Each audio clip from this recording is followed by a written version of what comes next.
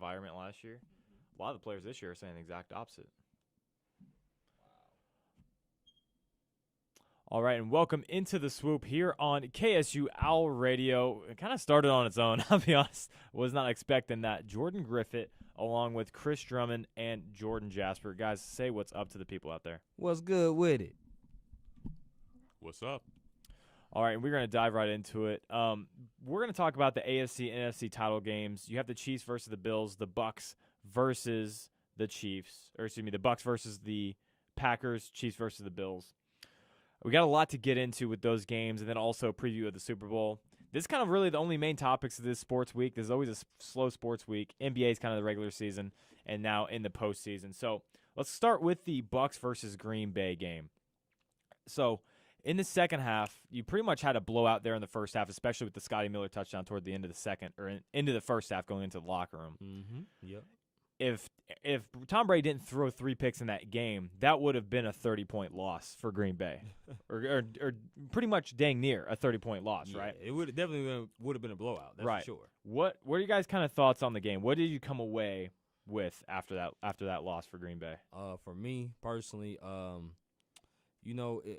fourth down call comes to mind when I look at that play of just going for the field goal, not going for it.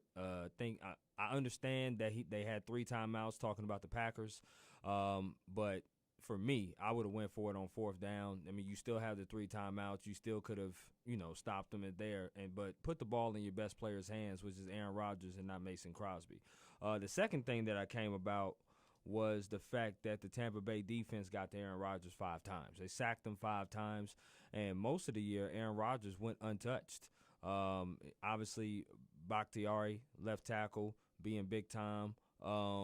He went down with a season-ending injury, but those 2 things really resonated with me as Tampa Bay was able to get after Rodgers and being able to really force him to make some errant throws, and then the fourth down call, which made the game, in my opinion. So the fourth down call you don't agree with?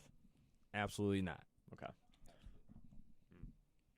I was definitely shocked. I picked the Packers to win this game, but it showed the defense came to play against the Packers. And also, I agree with Chris there on that fourth down when I was watching the game. I was like, whoa, you guys went for a field goal.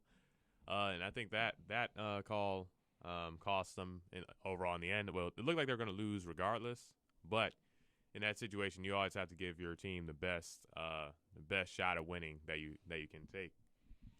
Yeah, I am.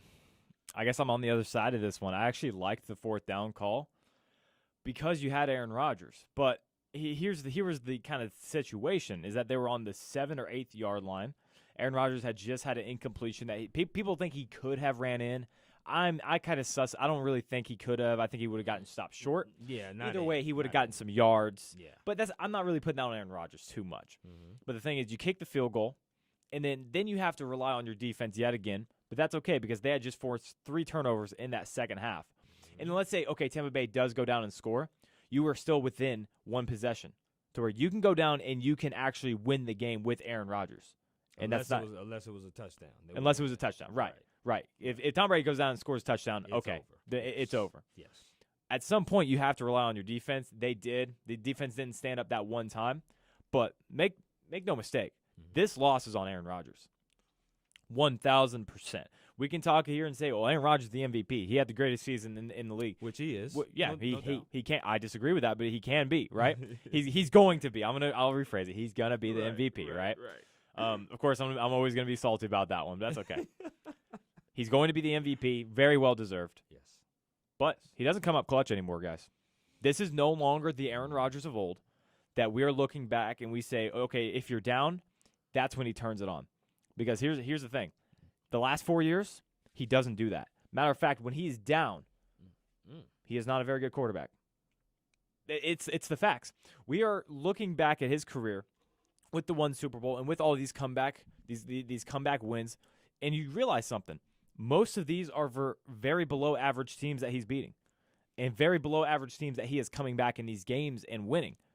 And all of a sudden, when a team like San Francisco twice last year, right, Tampa Bay twice this year, yep, when they bully the bullies, and Green Bay is not really a bully, But when they get bullied, they can't push back.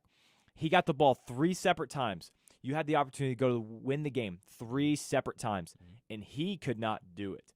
Quarterbacks get all the blame, and they get all of the praise. He got all the praise this year. People say, oh, Aaron Rodgers doesn't have weapons. He doesn't have guys. He's got 2 great running backs. He had the best pass pro O-line in the entire NFL. He's got 3 receivers that would start almost anywhere else. Devontae Adams, Valdez-Scantling had a tremendous year, and Allen Lazard, all good receivers. Yeah. Robert Tonyan was an all-pro this year. Yeah. He doesn't have weapons. He can't do. Yeah, that's what they're saying. And that was one reason why Mahomes did not get the MVP, because Aaron Rodgers doesn't have the weapons that Mahomes does. Okay, sure. He also doesn't get the defense to force 3 turnovers in the second half of a game. And if he did, here's the MVP case. I keep bringing up the MVP, and it has nothing to do with this. You do, but it's in my mind. Talk to me. If Patrick Mahomes was on the Green Bay Packers last week, the Packers are in the Super Bowl. Okay. Am I wrong? No debate from me. Right. That to me, right. That to me says MVP. Right. That's all. That's all it takes for me, because Aaron Rodgers had 3 opportunities to go win that game. The field goal thing, listen, that's confirmation bias. Because it didn't work out, people don't like the move. If it did work out, people are like, man, that's a genius move, man. You know, that was a great job of doing that. And that's always what this happens. That's always what head coaches have to go through. It's either it's a damned if you do, damned if you don't kind of thing. Okay. And so Matt LaFleur, we were talking about him the week before. We're like, man, how come no one's talking about this guy for Coach of the Year? He's been the most successful coach in NFL history through his first 2 seasons as a head coach. He's been great. He's right. been really good. Yeah. And all of a sudden, because of 1 4th down call, this guy's an imbecile. Yeah, you know how people go, though. You know, they go from 1 to 100 all the time. Me personally, regardless of the call, you know, I would have just went with it for 4th down. Yes, we could talk about Aaron Rodgers. There was no way he was going to score on 3rd and 8. Let's just put that out there. He was not going to score running the ball on 3rd and 8. He wasn't going to do it. But would he have gotten closer? Of course. There was nothing but there was a lot of green grass in front of him. But I just didn't like the call, because when you are up against it, and most teams do this in all professions, you got to put the ball in your best player's hands. And that's Aaron Rodgers for Green Bay. And that's just my argument. Like, if we're going to go down with the ship, we're going to go down with the MVP, trying to make a play. And that's just me, in my opinion. Yeah, what do you think? Oh, you're talking about the coach? Yeah, I mean, just in general about the game, because it just feels to me as though we're putting this on Matt LaFleur, when I think it is very clearly Aaron Rodgers' fault. I think it's on it can be an overall on both, but it definitely is on Aaron Rodgers. I mean, because the way the media has kind of put the limelight on him, he just didn't perform for it. Like, it was too big for him. Because, I mean, to be honest, on paper, he was supposed to win this game. Right. You know, we were supposed to see the Rodgers versus Mahomes matchup, because that's who we compare the most right now. But then we're like, oh, here comes Tom Brady again, you know. So I definitely think Rodgers kind of failed to deliver in this game. Yeah, he certainly did. And the thing is, he's never going to get the blame. He just isn't, because we look at Aaron Rodgers as the victim. That's what we do. We look at Aaron Rodgers as the victim of, okay, well, now they drafted a quarterback behind him. You know, he was never really welcomed in Green Bay because he replaced Brett Favre at first. He never really got that standing ovation the guy like Patrick Mahomes maybe did in Kansas City. So we look at Aaron Rodgers as the victim, and then at that point, nothing's ever his fault. 1 Super Bowl, when you're a quarterback that's that great, I'm not making excuses for him. His career has been a disappointment. Yeah, and he's had a good team this year. Yeah, yes, the past 2 years he has had on paper maybe the most talented team in the NFL. One of, if he's not the best team, it's one of the top 3 best and most talented teams in the NFL. Yet year in and year out, we're talking about the Packers at home. He's 1-4 in conference championship games. 1-4. Patrick Mahomes is already in his 2nd Super Bowl, and Aaron Rodgers has never seen a 2nd Super Bowl. Patrick Mahomes might win a 2nd Super Bowl. He might. Let me reiterate, Aaron Rodgers has never won or been to a 2nd Super Bowl. In the year he won it, he was a 6th seed, had to go on the road and win 3 games. He did. In the year that they had the best team, what happened? He lost. Did I do that great? I feel like that was pretty good. If I really commit to my role, I think I can do things. But yeah, I just can't help but look back at Aaron Rodgers and listen. Drew Brees because he retired, I don't really want to slam him as much yet. I probably will in the future, if I'm being honest. I can't help but look at both of these guys and be somewhat disappointed in one Super Bowl appearance and one Super Bowl win. That just goes to show you how hard it is to get to one. You look at, Drew Brees, Aaron Rodgers, they won one. You look at Brett Favre in his career, he's only won one. Marino's only got to one Super Bowl, and that was in his rookie season. Jim Kelly got the 4, couldn't get one out of the 4. So it's just difficult to get to a Super Bowl. Everything has to align. You got to have a little bit of luck, obviously a little bit of talent. And, things just have to align for you. It's just unfortunate that these two, more than likely, future Hall of Famers, is going to underachieve in their careers because they should have more than one Super Bowl. Listen, they're both first ballot. Right. But when we are talking about the history of the NFL, we always talk about the postseason, right? Yeah. I just hate the fact that I have more to talk about with Eli Manning than I can talk about with Aaron Rodgers and Drew Brees. Right. It's a shame. And I don't want to do this because Aaron Rodgers has been the best quarterback of our lifetime, talent-wise. Like, it's been Tom Brady, right? But it's been Aaron Rodgers at the same time. Yeah. Like, two separate but A-plus guys. Yeah. And yet, we're sitting back here, and I'll be honest, I barely even remember watching that game when I was a kid. It's been that long. Yeah, I almost forgot the opponent that they played. Yeah, Steelers. Almost. Yeah, right. Yeah, I mean, barely. I mean, yeah. It's so far back in our memory that now it has become almost like it didn't happen. Right. Same with the Saints. That was just the year before. Yes. Year before. Yeah. I just can't help but look back at these guys and think, man, and listen, this could happen to Patrick Mahomes. I know we're talking about, oh man, he might win 6. He might win. Let's chill out. He's in his second one. He could lose this one and still never get back to the Super Bowl. That is not something that's crazy. That is not something that is unrealistic. It's not crazy or unrealistic, but it's hard. But here's the thing. When Aaron Rodgers won his first Super Bowl, what were we saying? We were saying the same thing because he was in his prime. The guy was, 27, 26 years old. He was in his prime. And, man, he had a great year that following year. He had an MVP year. 45-6, I believe, but what happened? He went to the playoffs, lost to the Giants, the eventual champions, and he just never got back to the Super Bowl. Yeah. It could happen to Patrick Mahomes.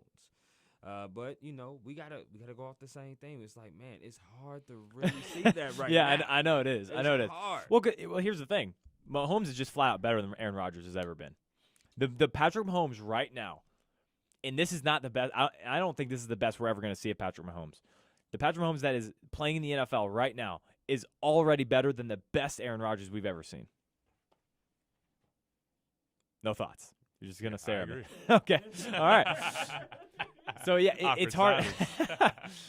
So, it's hard to imagine, right? But it could happen. And if that happens, I can't help but look at Patrick Mahomes' career as a possible disappointment if that happens. But that's not happening. Because the difference between one Super Bowl and 2 Super Bowls is gigantic. The difference between Big Ben Roethlisberger and Trent Dilfer is quite the difference, right? Brad Johnson, Joe Flacco. Yeah, exactly. 2 Super Bowls is something else. Russell Wilson's got to win one. He's got to win another one. He's been to 2. And what were we saying once they lost that second one? Oh, they'll be back. Got to run the ball. All right, I got a couple more questions for you guys on that game specifically because, I mean, I don't really think there was a whole lot to talk about with the Chiefs-Bills game as much as compared to the kind of the aftermath of this game. Aaron Rodgers comes out right behind, and then we're kind of behind on the news cycle a little bit as we skipped last week's show. But Aaron Rodgers came out and kind of said, well, I don't really know what my future is, and there's a lot of guys that have a future up in the air here in Green Bay. Do you guys think that's him pretty much calling the NFL and saying, I need to get traded, or I want out of Green Bay? What do you think? I mean, yeah, I guess so. I think he may be one to trade. He probably feels like he probably got that perception that he doesn't have enough weapons or something like that in his head too. That's a hilarious argument. Yeah, hilarious. I think that's probably his excuse because when you hear Aaron Rodgers, he's like one of the only quarterbacks that doesn't like to be compared to other quarterbacks. When you hear him talking about when people praise Patrick Mahomes, they won't even have to compare, but he'll just be like, oh, I was doing that first. I was doing this first. So it's kind of like a salty thing, like, oh, man, Tom Brady and Mahomes are like, the guys. Yeah. And it's kind of like, dang, what team do I need to be on so I can get on that pedestal again? And he's still up there. People always talk about him, but he's not getting the playoff wins to match up with Mahomes and Brady. Yeah. So I feel like he might want to trade or something. And listen, if John Wofford or Jared Goff weren't the quarterbacks for the Rams, they were going to lose that game. It ended up being a 2-score game at the end, but they had to ice it there toward the end for it to be kind of not a blowout, but a pretty good win. Right. And I totally agree with that. For me, I just think that, with them drafting, like I said, Jordan Love, Aaron Rodgers probably doesn't feel the love in Green Bay. And he probably is saying, hey, listen, I don't know whether or not up top is going to want me here. Of course I want to be here, but up top is already telling me that by drafting a quarterback that they're looking into the future. So for me, is he asking for a trade? I don't know if he's asking for a trade, but I think that the management up top is definitely giving signals to pushing him out. It's unfortunate because I don't know what kind of trade scenarios that the management can even come up with to even put him on a team. I wouldn't even know where would you trade him. A lot of teams would want him, but would you get satisfactory compensation for him? Deshaun Watson, Rodgers swap. Okay.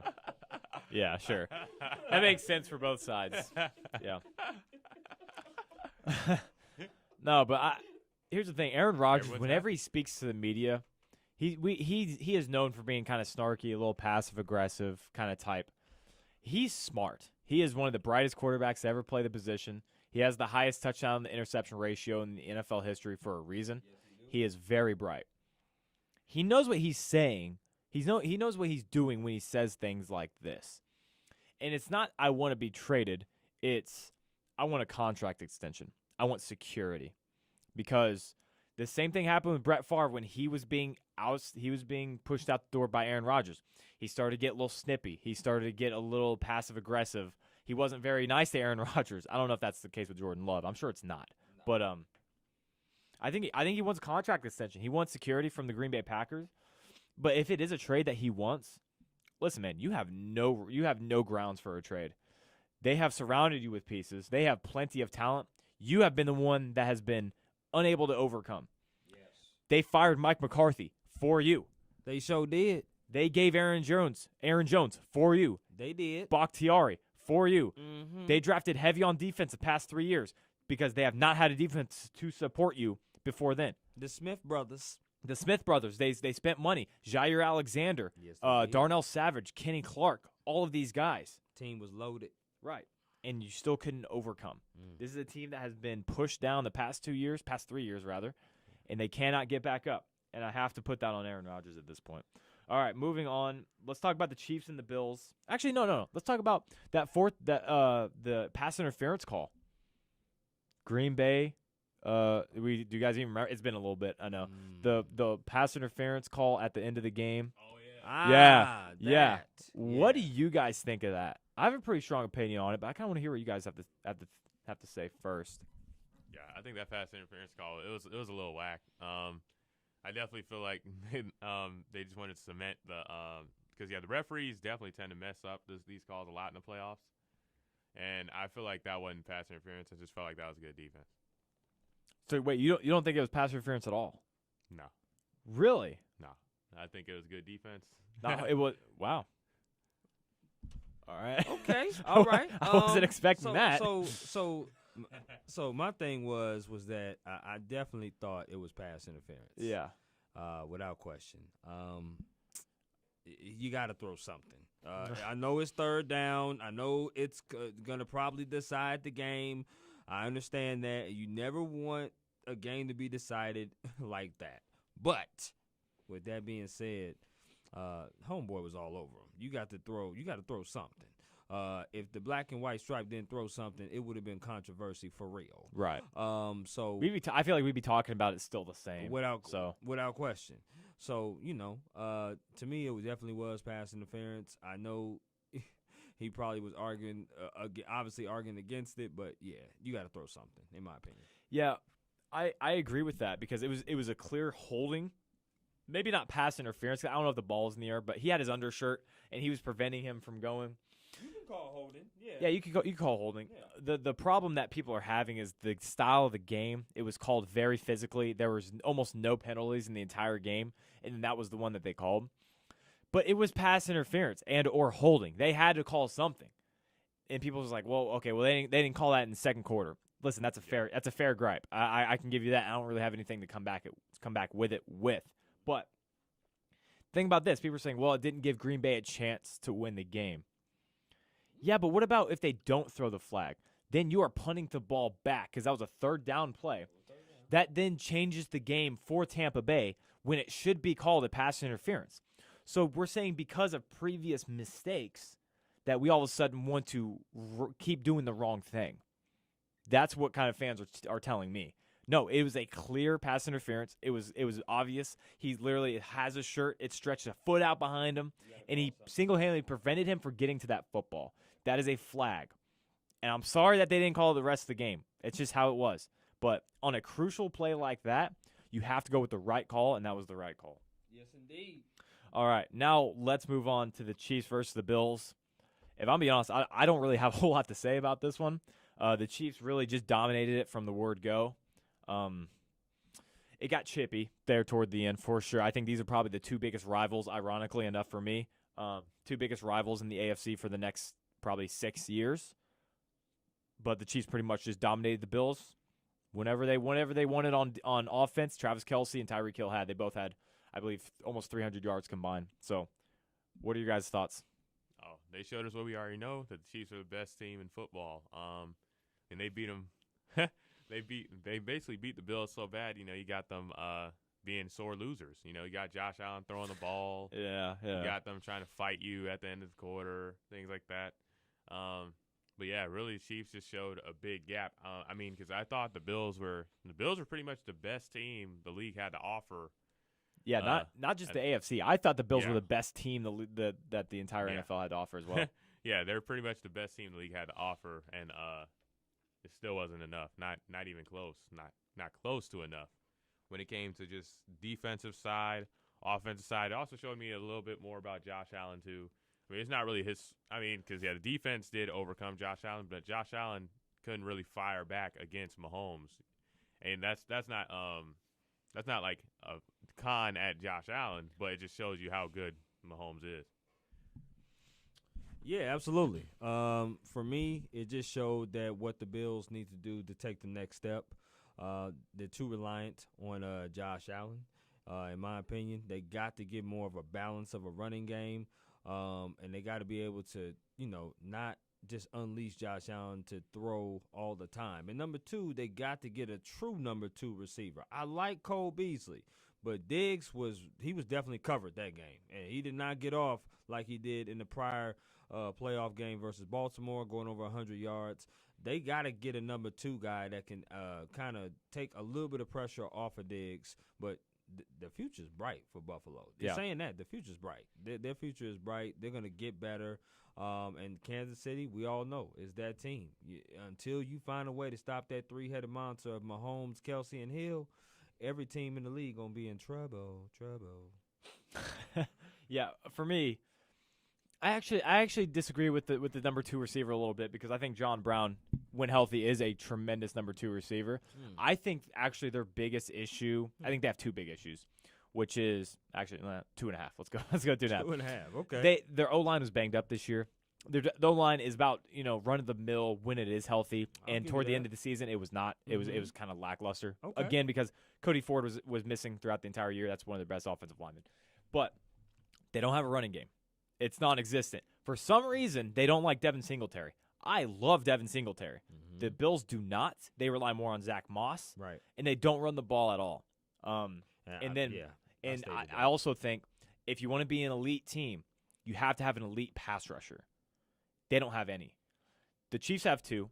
Tampa Bay has maybe 3. Shaq Barrett, JPP. You have Vita Vea when he's healthy. They have a tremendous D-line. Yeah. Look at all these. Kenny Clark is a tremendous guy. When Swoop wants to play, he can be dominant too. Exactly. So that's maybe 4 guys. Like it's truly incredible for Tampa Bay. Without question. And the Chiefs have Frank Clark and Chris Jones.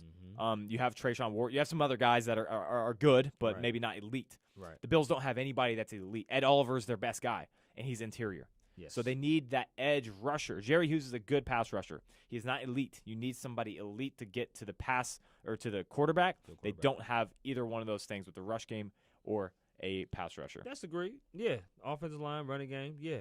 But all in all, we all agree that the future is bright for the Buffalo Bills. Oh, absolutely. I still think, I mean, barring, free agency and trades and the draft, this is going to be the team that's going to be an AFC Championship.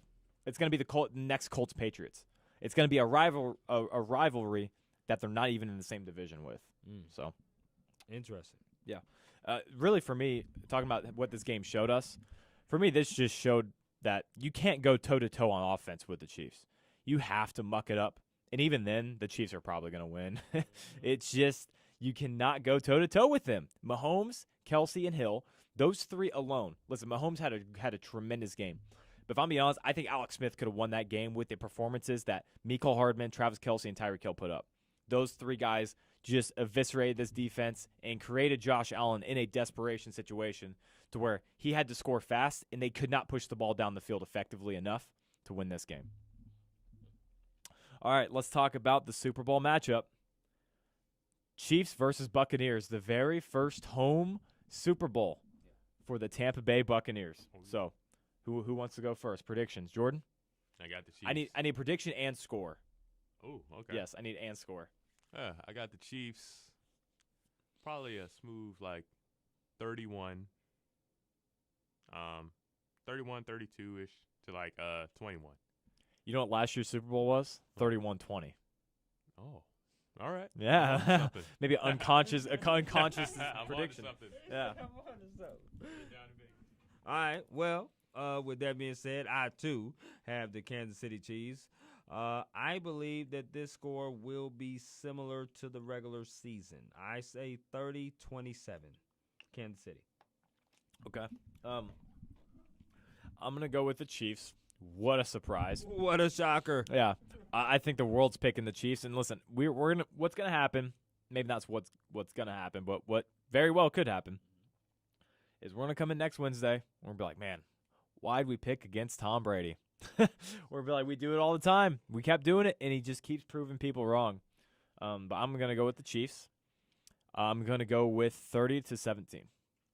I don't think this game is going to be close. That Tampa Bay game here's my reason why.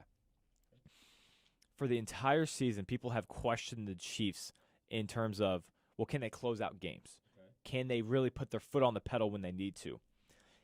In the Cleveland game and in the Bills game, I think they proved that wrong. Now, the Cleveland game was very close, but before Patrick Mahomes got hurt, they were killing that Browns defense. It was not going to be a close game. It was going to be a 25-point win.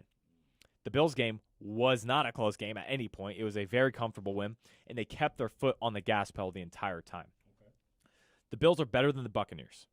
They are. They have the better quarterback. They have the defense is probably not as good as Tampa, but it's not a huge gap.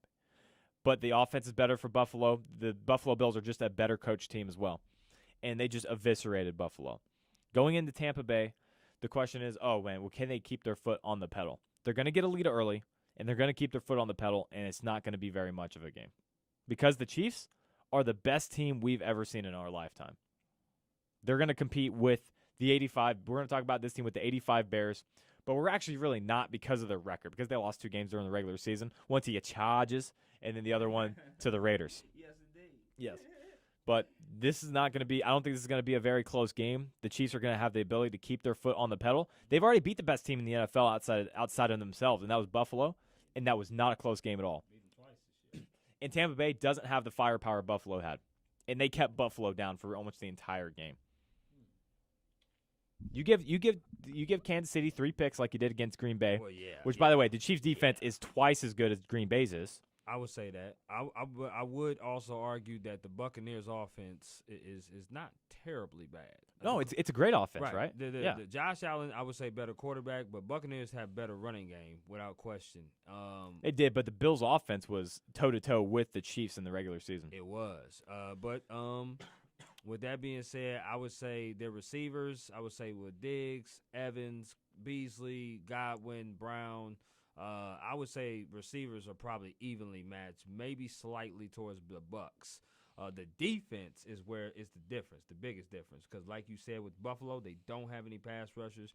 Buccaneers have several guys that can get after the quarterback. But that's why I think this is going to be a close game, kind of mirror to what it was in the regular season matchup. I think that these two teams are going to battle it out. Obviously, it's a home Super Bowl for the Bucs. But, yeah, I do think it's going to be a lot of points scored, too. That's why I think 57 points combined is going to be the score, 30 to 27. And that's also one of my reasonings. The reason you used against my argument is what I'm using for my argument, which is during the regular season, yeah, it was only a 3-point win. But did you watch the game? Yeah. Was it a 3-point win? And what I'm saying is they were not able to keep their foot on the pedal in that game, right? That's not going to be the case because the past two playoff games, we've seen that they've been able to do so. And imagine how many points they would have scored on Tampa if they had kept the playbook open. I would say this. You have a point there, but to counter that point, you know Reek is not going to get 203 in the first quarter. Not in the first quarter. He'll get it in the game, though. It's possible. It's possible. You just know because Kansas City hit them with a ton of bricks in that first quarter, like boom, boom, boom, boom, boom. And every shot that everybody shot that Buccaneers was taking, they took it hard. And I just think that this game is going to be a much more controlled type of game and a closer game. Yeah, the only way Tampa Bay can stay in this game, Ronald Jones has to be effective. There's no other way because this pass game is among the worst when Ronald Jones does not get the ball. When Tom Brady steps back and throws 50 times, not only are they not a Super Bowl winning team, they're not even an average team. They're a bad team when that happens. They in trouble, baby. Right. If the Chiefs are able to force that with, I think, maybe the best secondary in the NFL with Kansas City, they're going to pick the ball off. Tyrann Mathieu's going to get one. Breeland's going to get something. And Frank Clark and Chris Jones are going to both get to Brady. So I don't see this being a close game. 30-17, and I think it's definitely a hot take saying that the Super Bowl is not going to be close. It is. I understand that. But what I'm saying is I think I saw enough evidence in the first matchup to favor Kansas City and say that they're going to keep their foot on the pedal, and this is not going to be one of those 3-point games because that first game against Tampa, it was over in the first quarter, and we all knew it. What was it, 28-0 right off the bat? It was something close. I think it was 17-0. Yeah, something like that.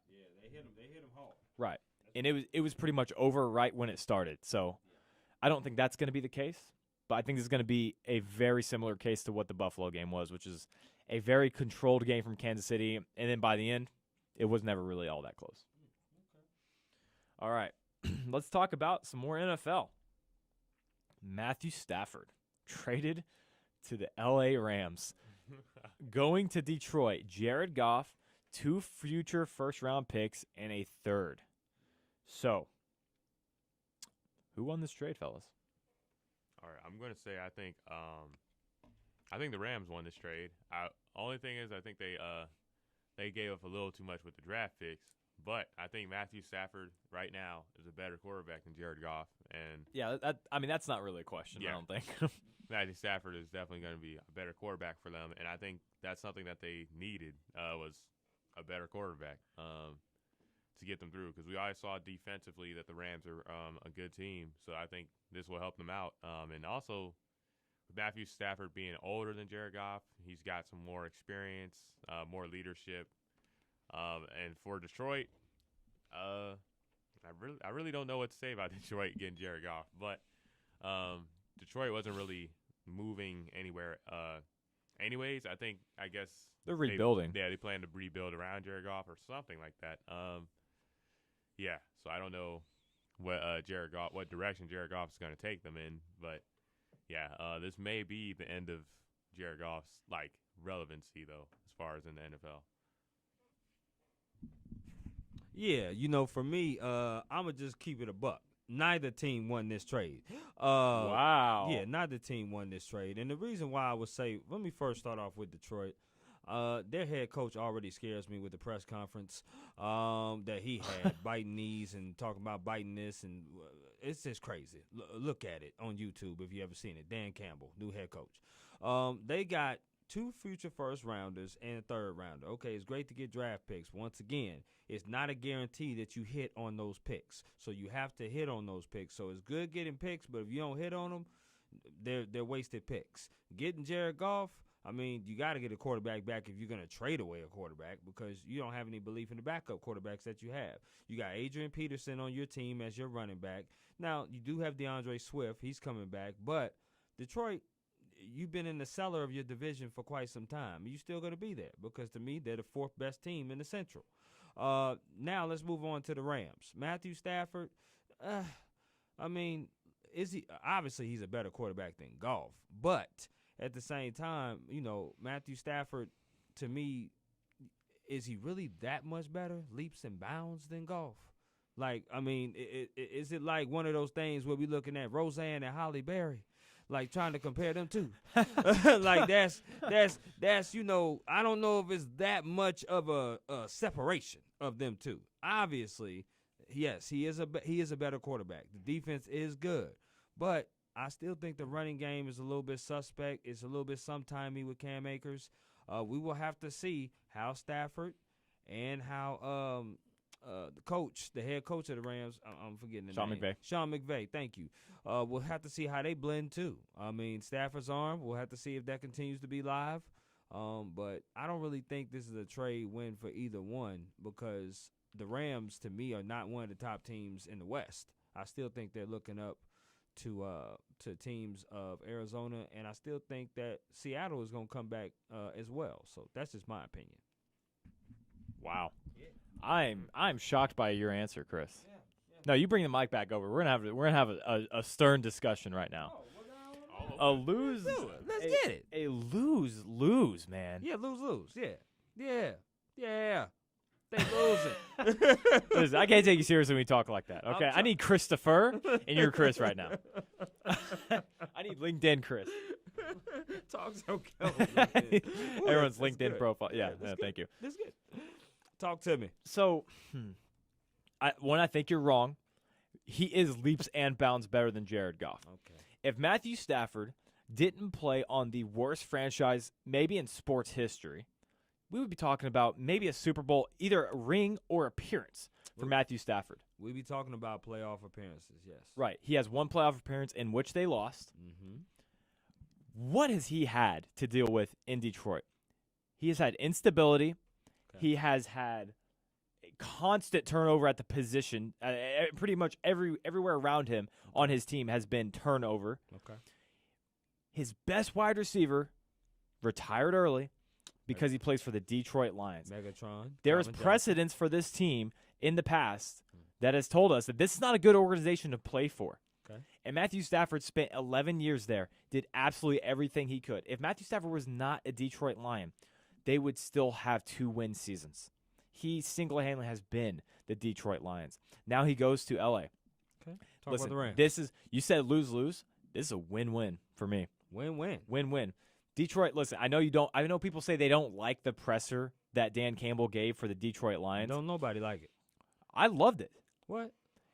Listen, the Detroit Lions have been so abysmal, so passive in the last few years. I want somebody that's actually going to take charge. What? You like the presser? Well, listen, okay, then listen, it was kind of humorous because he just kept talking and talking and talking, right? But listen, this guy, he spoke with confidence. Oh, he did. He did. And listen, do that. He's got a game plan. Oh, yeah. That is what we did not see from Matt Patricia. Okay. God knows I love Matt Patricia as head coach. Okay, yeah. No. Yeah. Dan Campbell has a plan. He's going to make this team tough. This is what he says he's going to do. I don't know if he's going to do it, but they finally have a direction that they're going. Never has Detroit, I felt, even with Matthew Stafford, in my opinion, a top 5 quarterback, if he has anything around him, top 5. I'm talking about better than Deshaun Watson if he has stuff around him. If he does. And he has not, right? Yeah. I think we're going to see that this year. But he has played for such a bad organization. Now Dan Campbell has finally brought this team into a organized state, at least so I believe, enough to where I'm happy with the future of the Detroit Lions. You happy Grabbing with Goff being there? Yeah, I am. Okay. I think Goff is a good quarterback. Listen, but the thing is, I think Matthew Stafford is such a great quarterback. There's a big gap in the NFL between. Okay. There's a big gap between a good quarterback and a great quarterback. Yeah. Goff is better than Jimmy Garoppolo. Drew Lock. Okay, yes, Drew Lock. Jared Goff is probably a run-of-the-mill quarterback at around 15. That's probably what he is at this point in his career. Okay. You can work with that, especially with the current situation that Detroit Lions are in, with a depletion of complete talent on that roster. Yeah. The Rams. Talk to me about the Rams. If the odds were to open up today, pre-draft, pre-free agency, the Rams have got to be favorites out of the NFC, no doubt. Are you talking about like top 3 or 4? No, I'm talking about top 1 to go to the Super Bowl out of the NFC is so bad. The NFC is so top heavy. Listen, you're gonna bet on the Packers again for the 6th time? No, they're 1-4. I would have said the Buccaneers first. Okay, that's fair because they are in the Super Bowl, I right? would have said them first coming in next year. Okay, I would have said 2. I probably would have put Green Bay up there for 2. How can you put Green Bay over the Rams? The Rams have a better defense, and they're going to have a better offense next year. Well, we'll have to see. We'll have to see if they're going to have a better offense. You got to put the teams up there. I mean, they've won 2 straight seasons where they won 13 games. Packers are not a bad team. They just have not gotten over that hump. Right, exactly. And what makes me believe that they're going to be able to get over that hump? I don't know. I'll be honest. I don't know. Blind faith? I don't know. I don't have blind faith, man. I don't know. I don't. I can't answer that. You got Right. me there. But I do have the Pack. I have the Rams in top 4, top 5. Yeah, but I don't have them 1. I have them as probably 4 in the NFC East. Because, like I said, you got to see how that quarterback and that relationship blends. You know, Matthew Stafford is talented, but he's going into a different system. So you got to see how he fits in with these receivers and fits in with everybody. So that's just my thing. You know, this is a very similar situation to what we're seeing right now. You know who else we said this about just last year? Brady. Tom Brady. Yes. Where's he at? And he's at the Super Bowl. I get it. But because he was finally surrounded with weapons. Yes. The year before, he didn't have any weapons. He didn't have. I've just now figured out the word weapons we use so often in sports. Let's come up with a new word. I want someone to come up with a new one. But weapons, I'm just gonna keep using players. it. Talented players. Exactly. Thank you, How Chris. about that? Thank you. Yeah. That works for now. You're welcome. He didn't have enough talented players. This is a top 1 defense. It was the best defense in the NFL last season. Tampa Bay has a pretty good defense. Just enough for Tom Brady to go to the Super Bowl. That's all that needed. The LA Rams, let's be honest. Listen, I love Jared Goff. He's kind of my guy. I support him a lot. Matthew Stafford leaps and bounds better than Jared Goff is. Okay. And he's going to take them to the Super Bowl. And he might win it. Wow. The Rams are going to the Super Bowl next year. That's a hot take. They can only get better. Okay. Because they're only going to add pieces. No one's leaving.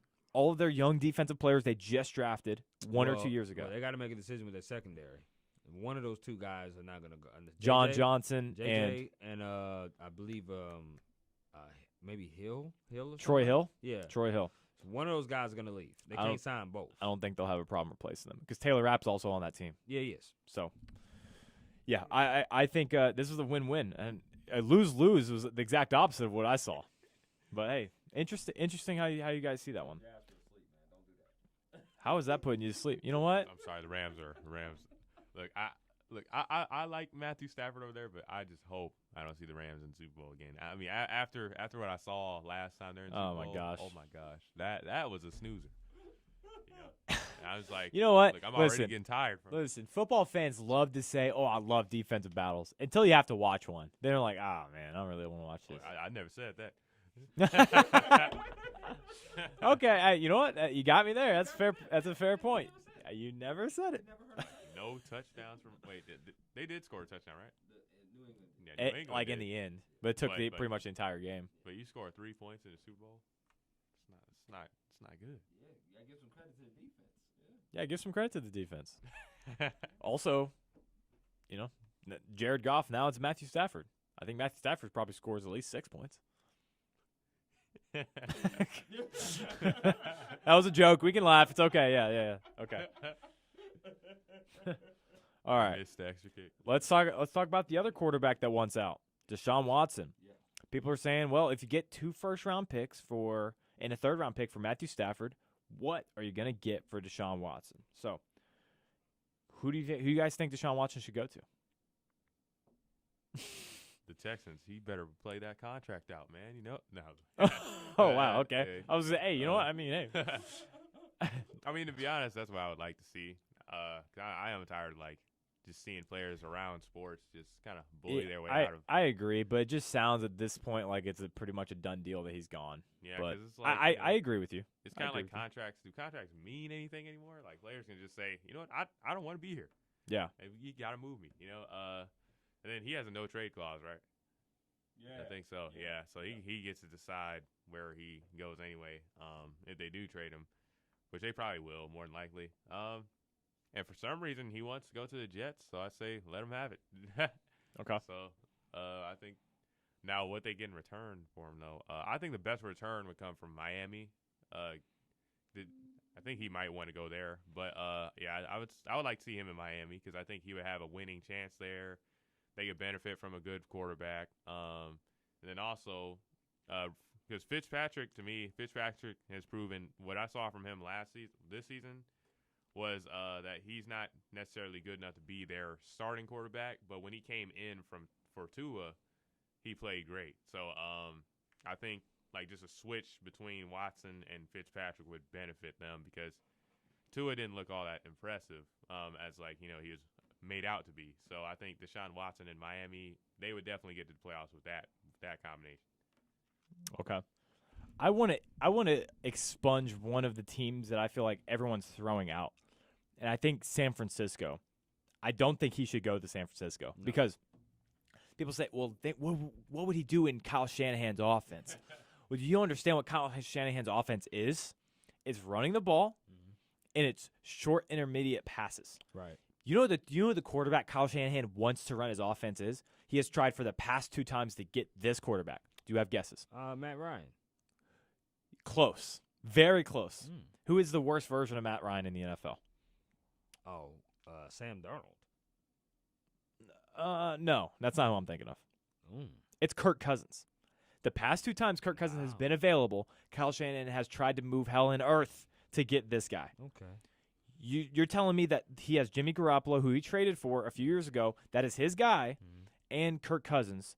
Those are the 2 guys he wants running his offense, and all of a sudden you throw Deshaun Watson in there, and that's going to work? Well, I don't think that's a great idea at all. Oh, you so and me both. I'm taking that one off the table. Yeah, you and me both. That's Okay. not a good idea. Like I said, Matt Ryan in San Francisco sounds better than Deshaun Watson. I agree. For me, I'm totally on the Jets. It's because of what they can offer back to Houston. The Jets do have one of the top draft picks. You can possibly throw in Sam Darnold into that trade, and it's just makes sense. It makes sense for him to go there for Deshaun, the market, New York, and people are going to be attracted to want to come and play with him. So, and for him to have the respect that he has for the new head coach and Robert Saleh. To me, it's just a no-brainer. We know Saleh's going to make that defense a lot better. They're a young defense. They're going to be better. So I believe the Jets would be the perfect destination for Mr. Deshaun Watson. You dig? No, I don't. I do. I like the fit because of the city. Yeah, I would love to see Deshaun Watson under the lights. Okay. But here's the kind of the funny conundrum that we're gonna have to kind of come to terms with when this Deshaun Watson trade happens. Okay. He doesn't have anything in Houston really to work with. But when a team trades for him, he's probably not going to have a whole lot of things to work with because they traded everything to get him. So the team that he goes to is probably going to be a little more depleted than they should have because they went and got him. So he's going to have the same problem that he's having in Houston. Except the problem he's having is with management and in the ownership mostly, which is, kind of over our heads. I don't really know what's happening there. But for me, the two destinations I immediately think of is actually Miami and Oakland. Now Las Vegas. The Raiders.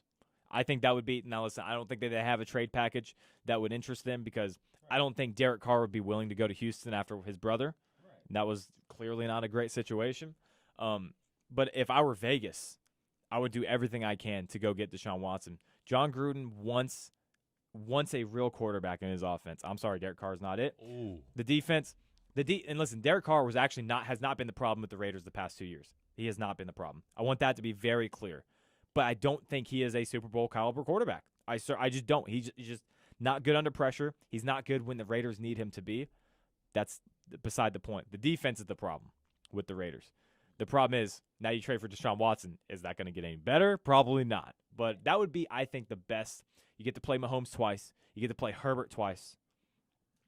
I think that'd be the most interesting trade beside the Jets because everyone would love to see him in New York. Yeah, I think what happens to that their draft pick though? I know I can tell you guys who has the best package available for the Texans. Yeah, because would they give the Texans their draft this year? They would probably give them rounds 1 through 7, Ricky Williams type trade. Oh, so that means the Texans would probably get the draft Trevor Lawrence or someone like that. Or just well, no, because they wouldn't have. They wouldn't have. That's right. Yeah, right. Oh yeah, that's right. Yeah.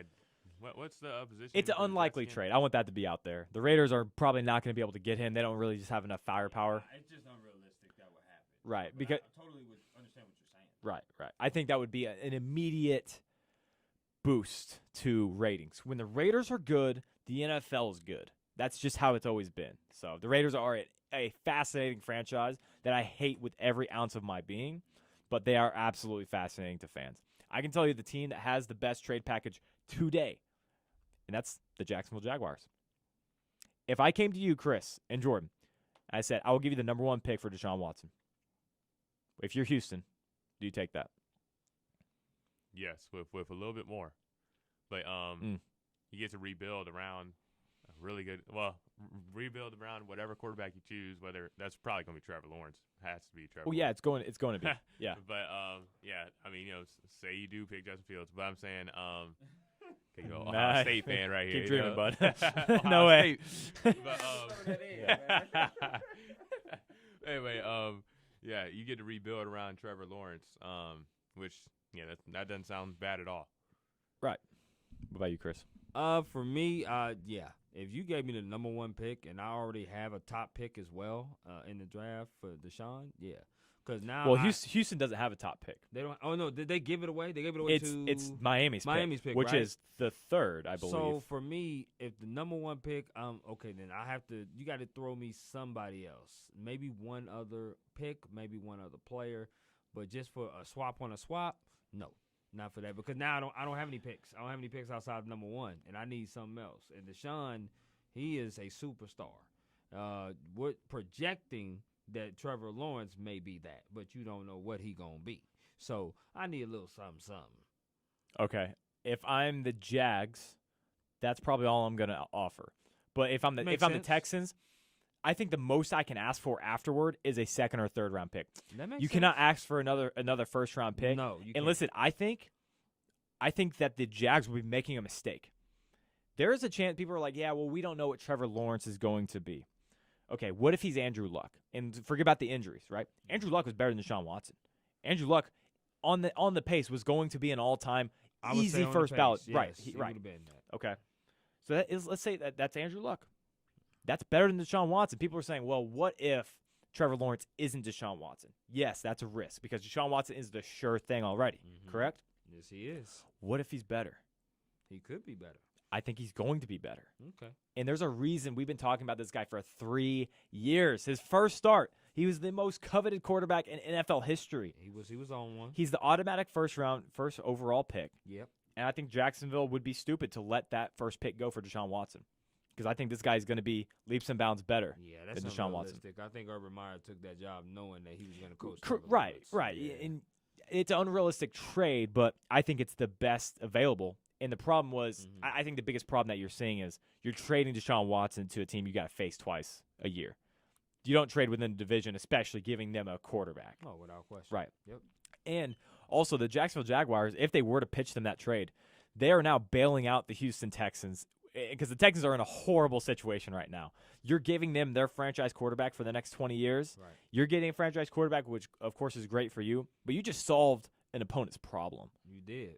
So Yeah. You don't want to do that. Don't want to do that. Mm-mm. All right. Last night, Bradley Beal, after we'll move on to the NBA, we got about 6 minutes left in this first hour. Here on the Swoop, Bradley Beal reiterates, I'll say, that he does not want to be traded. Do you guys think he should be traded? Hell yeah, he should be traded. From whose perspective? From his or from the Wizards? From both. Because from Really? his, he should, yeah. Because for me, from Bradley's perspective, let's start there. You want to play for somebody that's going to be a contender. You know you're a guy that can put the ball in the basket. You know you're an all-star caliber type of player. You want to go somewhere where you can be able to play for something, not just play to. I mean, it's a luxury to play in the NBA, but people want to play for championships. They want to play for playoffs, and you haven't done that in several years. So my thing is, of course, he would want to go out. Yes, they just re-upped him. I get it, but you want to be able to go somewhere and play for playoffs. Now, from management perspective, you have Russell Westbrook and you have Bradley Beal. You got two players that are just going to really string your cap. No doubt about it. High-paying players, string your cap. You got Bertans that you just re-up and paid. It's time to do an overhaul and a rebuild because it ain't going to work. Teams have gotten better in the Eastern Conference. You already have one of the sorriest records in the league, so why not rebuild this thing and then just trade Beal and get some assets for him while he's hot because he's in his prime. You dig?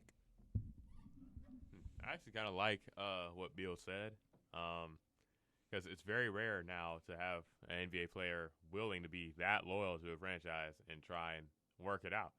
You know, he's definitely on the losing side right now. But, I mean, for example, you heard that from Damian Lillard. He's definitely the highest paid player in the league right now, right? But is he? I think so. I don't know.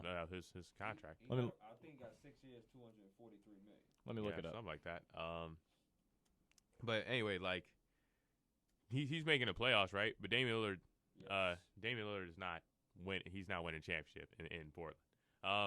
That's not going to happen. And Bradley Beal over there, I'm not comparing the teams because the Trailblazers are obviously way better than the Wizards right now. But I think the fact that Beal has faith in his own game, it's pretty cool to me. I think as a fan, I mean, yeah, like, you know, it would be normal to see him be traded, but I think this is interesting seeing a star player for once go like, you know what, nah, I want to stay here and I'm going to work it out. Because we've seen Anthony Davis, we've seen Kyrie Irving, we've seen, you know, all these guys who don't work it out. I want to see what, like, sticking it out looks like. Will the Wizards provide for him? They tried to help out with the Westbrook situation, and it didn't work. But, like, are they going to try and get something else? Will they trade? There's rumors saying they might trade Westbrook. Because, honestly, the point guard might not be the problem. And I heard Westbrook for Andre Drummond, something like that. I'm just trying to see what else pairing can work with Beal. I love what Chris? Say what you want to say. Andre Drummond. They sorry. I mean, let's just move on. They sorry. They're not gonna be good anytime soon. I don't care who they trade for. Andre Drummond. I don't care if they whatever Drummond they want to trade for. It don't matter. They're gonna be sorry. About Chris. They be sorrier. That's for sure. Without question. And a lot more biscuits. They'll be fed. That's for sure. They'll be fed all right. But they sorry. Come on now. We can't BS about it. They sorry. But before I let you talk, I know you gotta go. No. Before I let my thing is that Beal is an all-star talent kind of player. Yes, Jasper, you are right. It's hard seeing these players trade for teams and go here and go there, but there's a reason why they're doing that. They're doing that because, number one, they want to play with their friends. Number two, they want to be in positions to win championships. They just want to. Beal is not even in position to play for playoffs, let alone championships. We talk about D. Lillard, but he was just in the Western Conference Finals 2 years ago. So my thing is, Beal, get your money, get up out of there. Chuck the deuces. Talk to him, Griff. I guess, once again, this is kind of from two different perspectives, from Bradley Beal and from the Wizards. Mm-hmm. From the Wizards, I would certainly explore the idea of trading Bradley Beal because I think with Klay Thompson out, I think this is probably the best shooting guard in the NBA. Okay. I think he's certainly better than Jimmy Butler. Yes. James Gosh, Harden. James. James Oh, Harden? okay. Well, yeah. Let's calm down. Maybe second best, right? Okay, so second best shooting guard in the That's not bad. entire NBA. Not too shabby. Right. I would certainly explore it if I were the Wizards because, like you said, I actually agree with both of you guys. Chris, you're absolutely right in saying this team at no point in the near future is going to be able to contend for even a playoff spot. Because what do they have, 5 wins as of today? Yeah, 5. 5-16, something of that yeah, sort. 5. I think 5 or 16. Yeah. No, they cannot bounce back, Jordan. They cannot. That's a hot take right there. But if I'm Bradley Beal, I'm actually proud of Bradley Beal for saying this because so often our fans, I mean, kind of like myself and Jordan right here, I don't like the player movement all the time. I like to buy a jersey and know that guy's going to be there for the next 7 years. And Bradley Beal re-upped on his own. He knew that this wasn't exactly the same team that he re-upped with. No, it ain't the same team now. Right, but when you make that commitment, you understand that things change. They traded away John Wall, they traded Russell Westbrook, and now you guys can't really win right now. There's a lack of talent, a lack of coaching, a lack of pretty much everything around that organization right now. Sorry. Yep. But I'm glad I can't be mad at a player for requesting trades and going to want to team up with other guys, and then be mad at a player who says he wants to stay.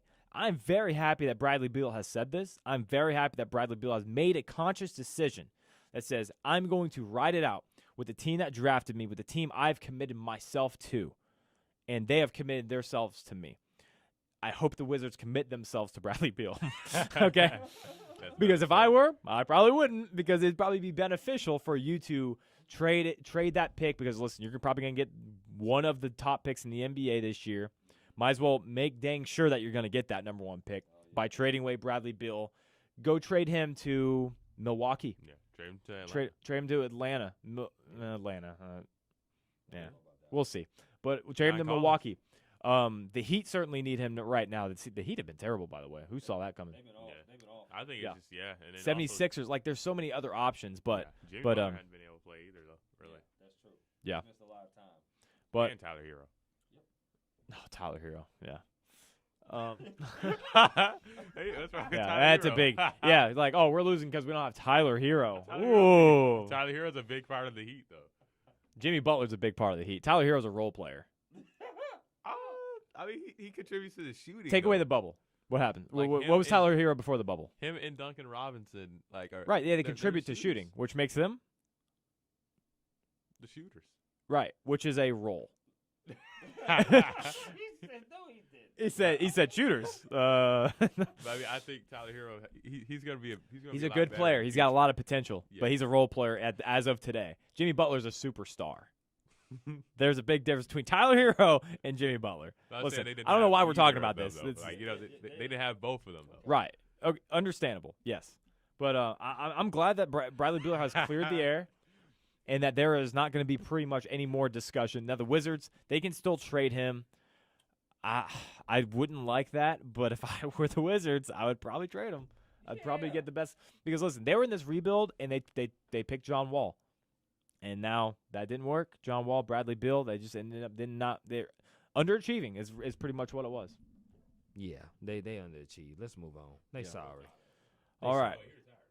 Yeah. Oh, yeah, Martian Gortat. Oh, Yes. man. Yeah, he been gone. And then they had Nene for a while. Yeah. Hilarious. All right. Yeah. We're on to the second hour, 3:03. We got fact or fiction. Jordan, you didn't put your score for last week, man. You're 1 of 3. What? Chris is 3 of 6. That's very good, by the way. Give you credit. Thank you. Yeah. I appreciate that. Where'd you go last week? Oh, see, you got 1? You know what, guys? Like I said, I need you guys to calculate. Thank you, Chris, for doing so. You know, that's Jordan? what I do. Jordan, I need a little more from you. Okay, you got me. All right, are we ready to start? I'm ready to start on that thing, man. You know what I'm saying? All right, number 1. The word vegetable doesn't exist in science, or that the toilet seat is the dirtiest place in the average household. I'll repeat. The word vegetable does not exist in science, or that the toilet seat is the dirtiest place in the average household. Let me go with that toilet thing. Yeah, toilet seats. Toilet seat. Okay. You are both incorrect. Matter of fact, the toilet seat is among the top 5 cleanest places in your household.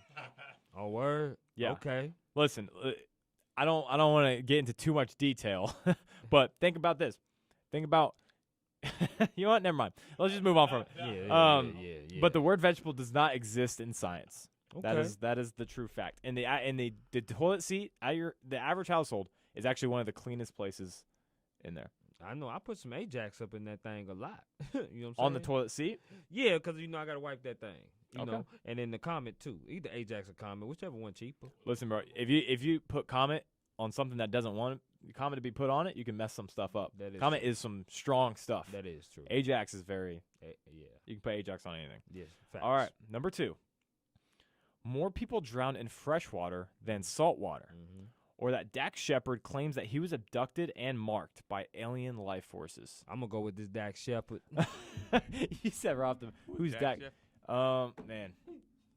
You either know him or you don't. Man, he's a comedian. Do you know who Kristen Bell is? Do you know Kristen Bell? Yeah. Oh yeah. He's married to her. He's her husband. Okay. I don't. That probably doesn't help you. We could show you a picture of him after. You probably have seen his face. Okay.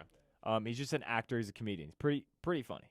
All right. I'm gonna go with the wait. What was the first? The freshwater. Yeah. The freshwater one. Yeah. Okay. The true fact is that more people drown in fresh water than salt water. Chris is 0 for 2 so far. You were very adamant about the Dak Shepard one. I Why? was, Why? because I've been in fresh water. I always survive in fresh water. You know what I'm saying? I put my head under fresh water. It's easier to sink though. In fresh water. Yeah, because salt creates buoyancy. I don't know. It's easier to float. I had to Wikipedia that. What's buoyancy? I don't know what that is. It means it's easier to float. Oh, okay. Well, I float either way. Like have you heard of the Dead Sea? I have heard. There's so much salt in it, and there's so much there's another reason for it that you can't drown in the Dead Sea. You automatically float no matter what. Okay. In fresh water, there's nothing. You can go for me. I drop like a rock. I go straight to the bottom. But that's in any water. No, I could swim. I could swim a little bit better in the ocean. I've done it. Try and insult me. Okay. Yeah, I'm not a great swimmer. I'm not a great swimmer. Okay. All right. I'm over 2. 0 for 2. Good job. Number 3. Talk to me. The bow and arrow still holds the crown for most deaths during battles, or that a raven's mood can be affected by others. A raven's as in the bird.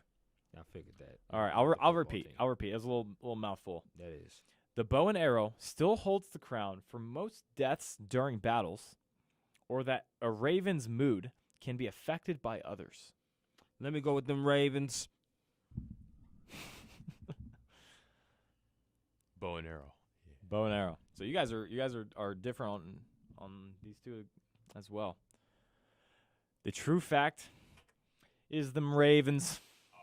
Them Ravens' mood can be affected by others. I saw 300. I ain't see no bow and arrow. I barely saw no bow and arrows in 300. I saw Spartans though. You know what I'm saying? Like I saw spears. Hold on. Did you watch the end of 300? Yeah, I mean I saw bow and arrows, not a whole lot. Remember when the sun goes dark because all the bow and arrows are coming down? Right, but not all. No, I'm saying that was just the end. But the violence, there was other ways they was getting killed. Yeah. Yeah. Okay. All right. I'm 1 of 3 today. 1 of 3. Jordan, you were also 1 of 3, right? Wow. So that means I'm 4 of 9. That means I'm 44%. Yep, that's what I was gonna say. You just beat me to it. Yeah, it was. No, listen, you don't know. You don't know me. You don't know me. All right, time for underrated, overrated. I only have 3 for you guys this week. Thank goodness. Thank goodness. Get out of here, Chris. Number 1, we're talking about the Wizards. Russell Westbrook. Oh, he to me he overrated.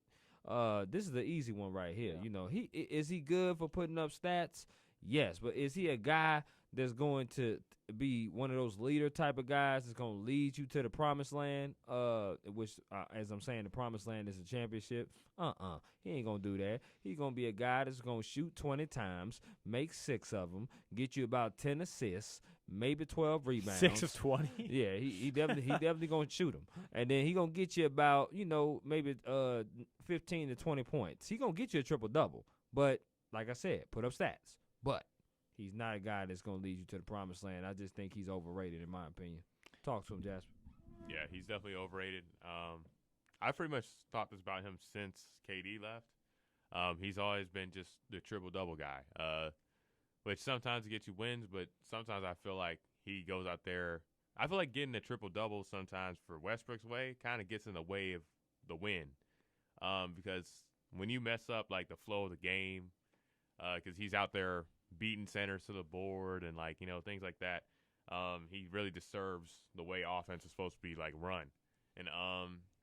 And like Westbrook, we love watching him play. We love him doing those dunks and things like that. But at the same time, I think he's not a winner. He'll go down as, like, one of the best point guards we've ever seen as far as athleticism. But he definitely isn't going to bring any championships to his legacy. Yeah, I hate to pile on, but I agree with you guys. I go with overrated as well. But let me come into his defense a little bit. I don't think that his playing style, he doesn't know how to play any other way. And the way he plays, it's so vicious, it's so aggressive, that a byproduct of that is an unorthodox offense, like you were just saying. And it's not as though he is intentionally doing this thing. Listen, Allen Iverson was intentionally a selfish player, but he's an icon. Russell Westbrook is going to go down as the same sort of thing, but I do not think Russell Westbrook is a eensy bit selfish. I know he goes for, people say, yeah, he gets the triple doubles. I don't think he's hunting for triple doubles. He hunts to hunt. He loves just to play hard, and the rebounds are kind of a byproduct of that. Missed shots, that's just his thing. He's never really been a great shooter. Yeah. But, I mean, I wouldn't want almost anyone to finish at the rim other than Russell Westbrook. He's such a great finisher at the rim. But, I mean, with all that being said, yeah, he's overrated. The efficiency just isn't there, and the inability to shoot as he's growing less and less athletic through his career, just hard for me to kind of look over. Okay. Number 2, Nolan Arenado. Underrated, overrated. It was finally official yesterday. He is now a St. Louis Cardinal. Yeah, this one's hard for me because he is an exceptional player. He really is, but I mean, if the Colorado,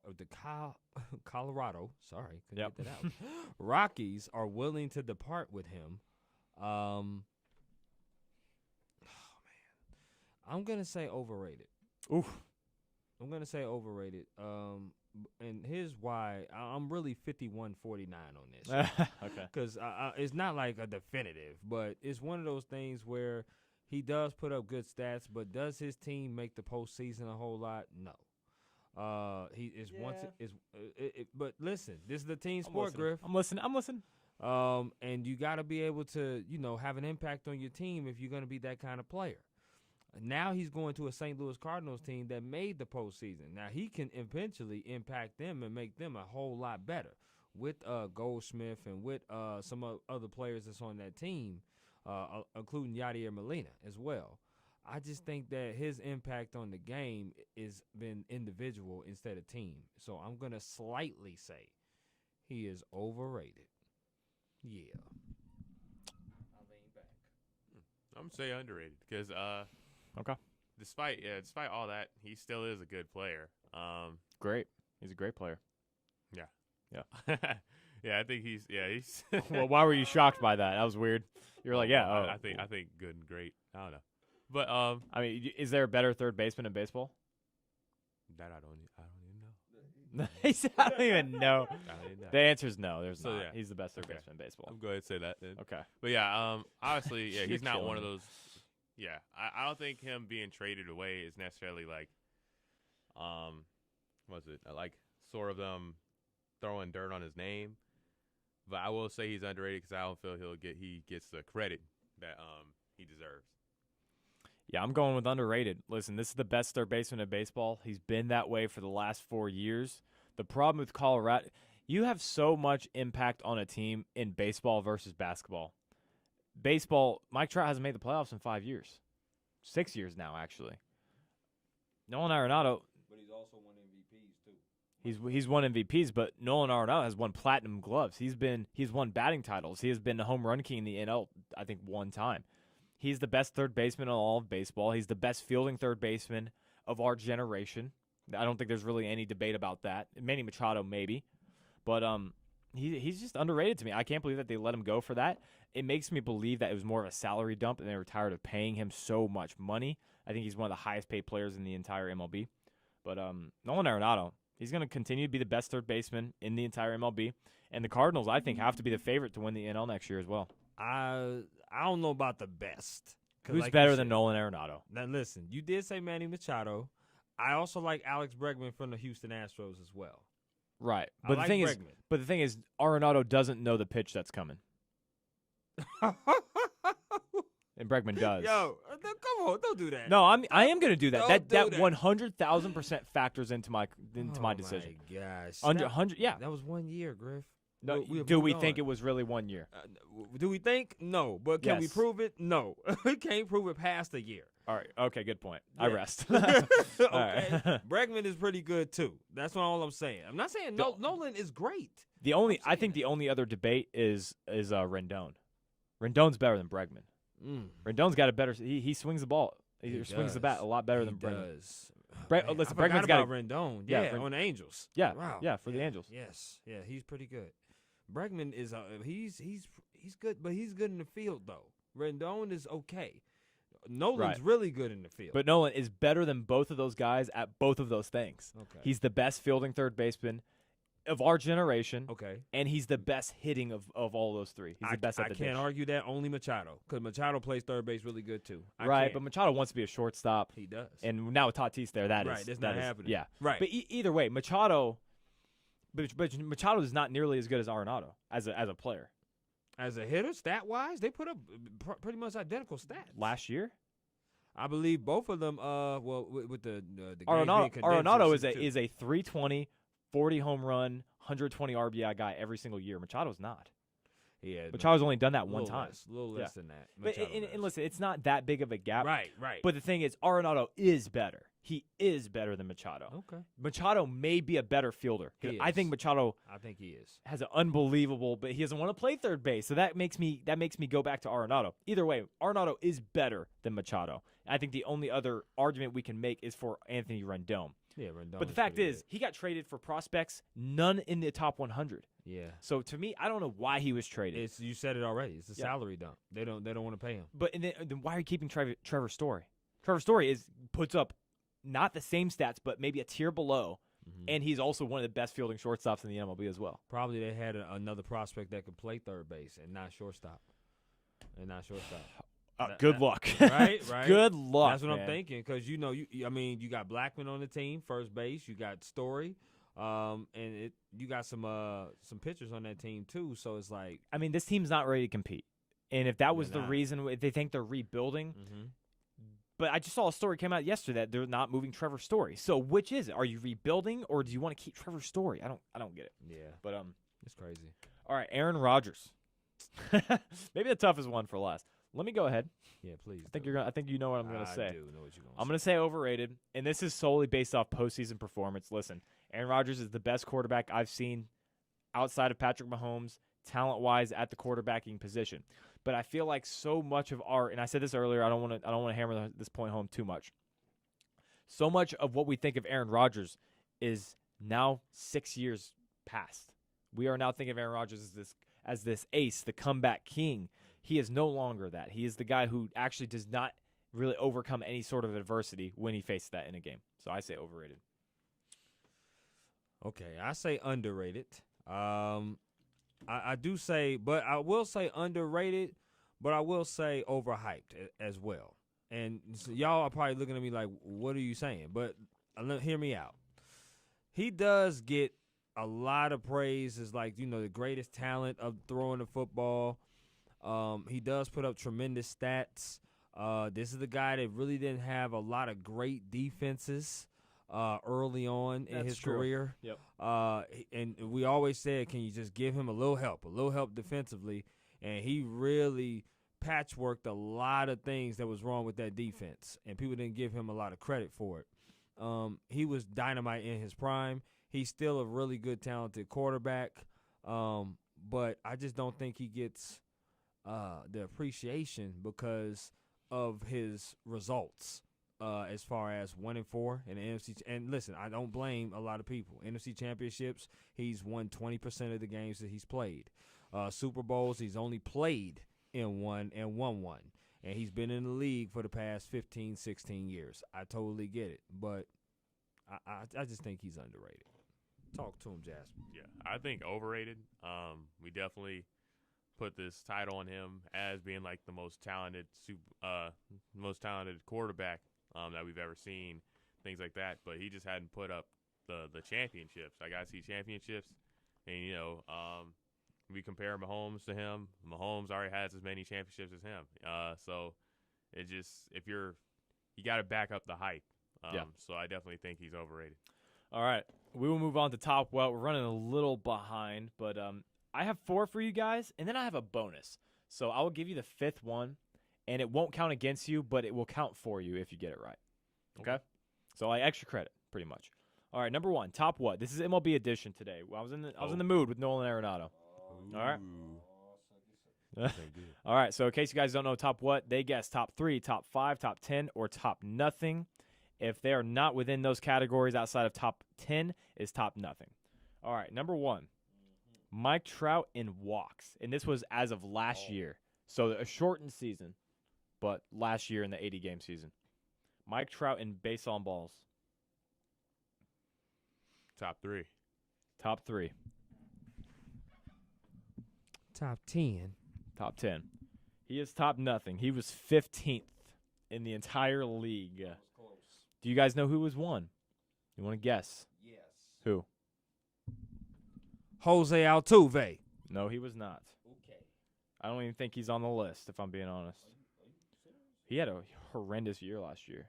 Jose Altuve? Yeah, especially in the field. Yeah. You want to guess real quick? No. Bryce Harper. Oh, man. Bryce Harper. And you got to think, most of those are intentional walks, especially in a shortened season. Yeah, I know that guy. All right.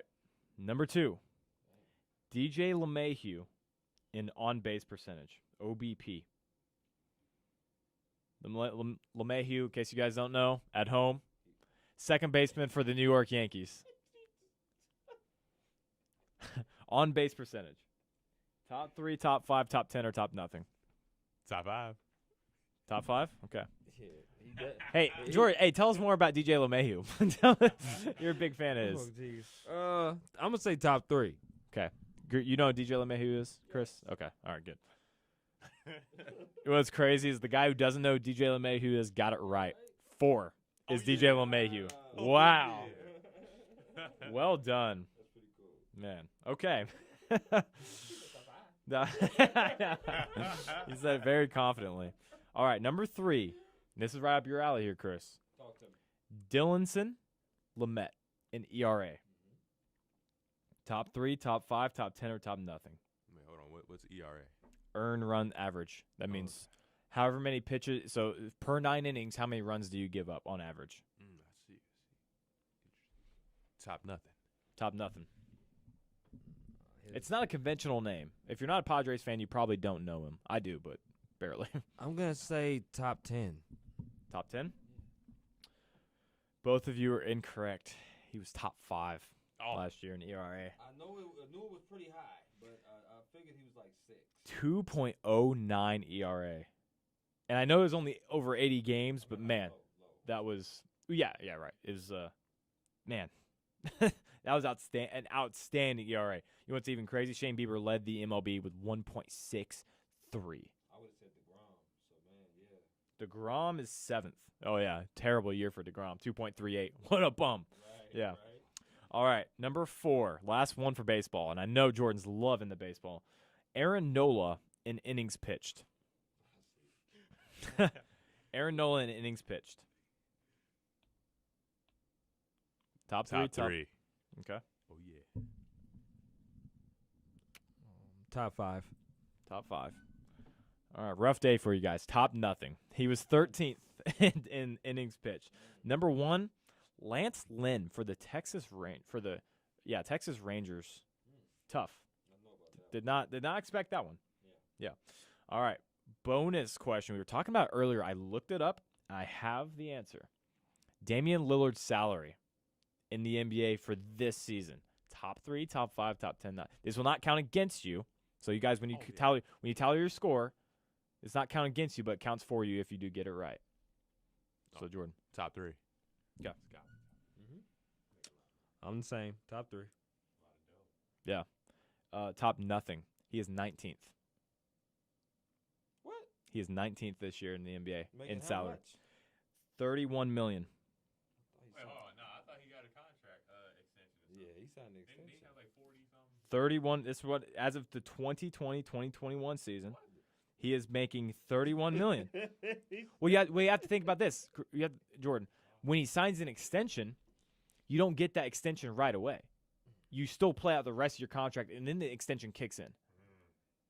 So Patrick Mahomes is still on his rookie deal. Yeah. His extension kicks in next year. Right. The $50 million kicks in next year almost. That Right, but it's like 503. it eases its way there. Right. So Damian Lillard's at 19. Do you want me? I can list these off real quick, and it's crazy the amount of players that are getting paid before him.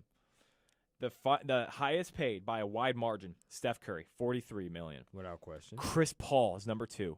Yep. Russell Westbrook is number 3. Yep. James Harden, John Wall, Kevin Durant, LeBron James, Blake Griffin is 8th. Paul George, Klay Thompson, Michael Conley is at 34 mil. Yeah, he did. Mike Conley. Yeah. Mike. Yeah. He went government. Yeah. Jimmy Butler, Kawhi Leonard, Kemba Walker, Tobias Harris. Kemba Walker. Yeah. Lord. Yeah. Lord have mercy. Kyrie Irving, Chris Middleton, Anthony Davis, and then finally getting to Damian Lillard. Oh, that's ridiculous. Blake To- Griffin to is buy it. ridiculous. Blake Griffin, you are trash. Blake Griffin's not trash. He Good is point. now. All right, guys. He can't dunk no more. Well, because he does all these other. You know what? Let's not even get into it. Oh, We don't have what time other for thing? this. He gets assists. All right. Individual segments. Who wants to take it first? Jordan? You usually lead it off. Why don't you keep All right. doing that? I got you. All right, Coaching here I am. spotlight. Oh yeah, he gave me the intro. Yep. All right, well, let me pull up my coach's spotlight. Wow, you weren't prepared?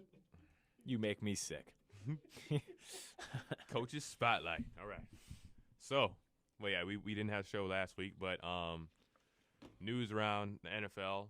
Jennifer King was hired as first African American female assistant coach for the Washington football team.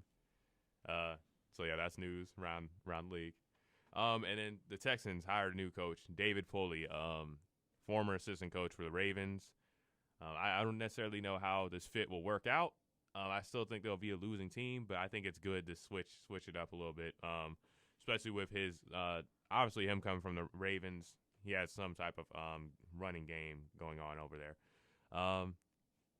And congrats to Doc Rivers. I feel like the Philadelphia 76ers are not getting the credit that they deserve this season. We're talking so much about Brooklyn and the Lakers. We're not even focused on what's going on in Philly because they are the top team in the East right now. He went in there and got Joel Embiid doing the one thing he needs to do is be in the paint, be in the post, stop being these big men out here shooting threes. You belong in the post and scoring in the paint. So that's what Embiid is doing, when he is on the court. He's also doing a good job of maximizing Tobias Harris' talents as well. I know we just talked about, his contract may be ridiculous, but he's producing right now. Tobias Harris is looking like an all-star right now for the 76ers. And even though Ben Simmons is still not jump shooting, he's worked with that. And Steph Curry is looking really good on that team. So the way he's running the offense, and even defensively, they're looking a lot better as well, too. Embiid is playing. I see, like, with Doc Rivers, Embiid is looking like he's maximized. And then the next shout-out I want to give is to Steve Kerr, the Warriors. You know I got to shout out the Warriors. But, with Klay Thompson being down and also with them starting off a little rough this year, Steph Curry wasn't dropping 62 to start the year off. Start the year off, he was a little sluggish. He wasn't looking like the Steph that we know. It took a little time to get things in sync, and Steve Kerr's worked Wiseman very well into the offense as well. Wiseman looked great. Yep. And even with Draymond scoring, like 2 points, they're still doing their thing. Like they're still running offense. Now, one thing I will have to say is I think they know that Oubri's not a good shooter. So I feel like they got to definitely make him play the dunker role. That's kind of what he is. He's a dunker, paint guy. They can't keep running screens and setting screens and getting Oubre open from three when he's not going to make it. But yeah, I like how he gave Wiggins a new role on his team as well. So I just like how Steve Kerr planned things out and still runs the team around Steph Curry, of course, and also Damian Lee's role has increased. And that will be it for Coach's Spotlight. All right, Chris. All right, baby. We are here. We're going to talk about California love, hate, my teams. We first going to start off talking about some love that we got to give, and that's to the Rams. We got to give them some love. The fact that, listen, I do think it was a lose-lose situation in both with the Rams and Detroit with the trade. But I also said during that same segment that Matthew Stafford is a better quarterback than Jared Goff. We have to see how those Sean McVay and Stafford do together. Hopefully it's marriage and bliss, unlike Goff and McVay, which was a divorce waiting to happen. Goff said that it was inevitable for him to leave. It was just time. That's what he said. That's his quote. That ain't mine. So we got to give the Rams some love for Stafford to get on there, and hopefully they can make a run. They will be top 5 as far as contenders go in the NFC next year, so it'll be interesting to see how that goes. Next up, we're going to talk about my Los Angeles Lakers, baby. We're going to talk about the 213. Absolutely. You know I shout out area codes, baby. LeBron James doing his thing. You know my Lakers beat Boston in Boston Saturday night on ABC, 96-95. AD, 27-14. My man was balling with one L, I-N-G, balling. That's what we doing.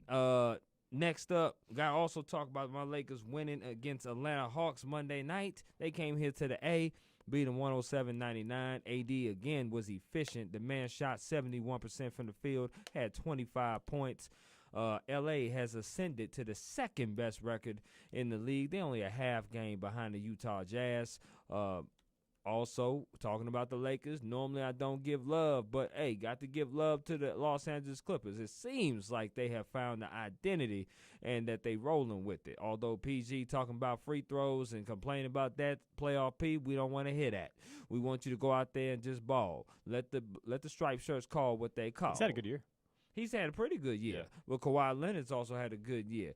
Lou Williams, I don't know what's going on. Maybe he been eating too many wings, too many lemon pepper wings, because he been a little bit, he started off a little bit slow. I don't know what's going on with him. He don't look like six-man Lou. Something ain't right with him. However, Clippers are playing well under a new coach, Ty Lue. They're also 16-6. They've won 16 out of their 22 games, which is equivalent to 72% of their games that they've won. So they doing their thing. That's for sure.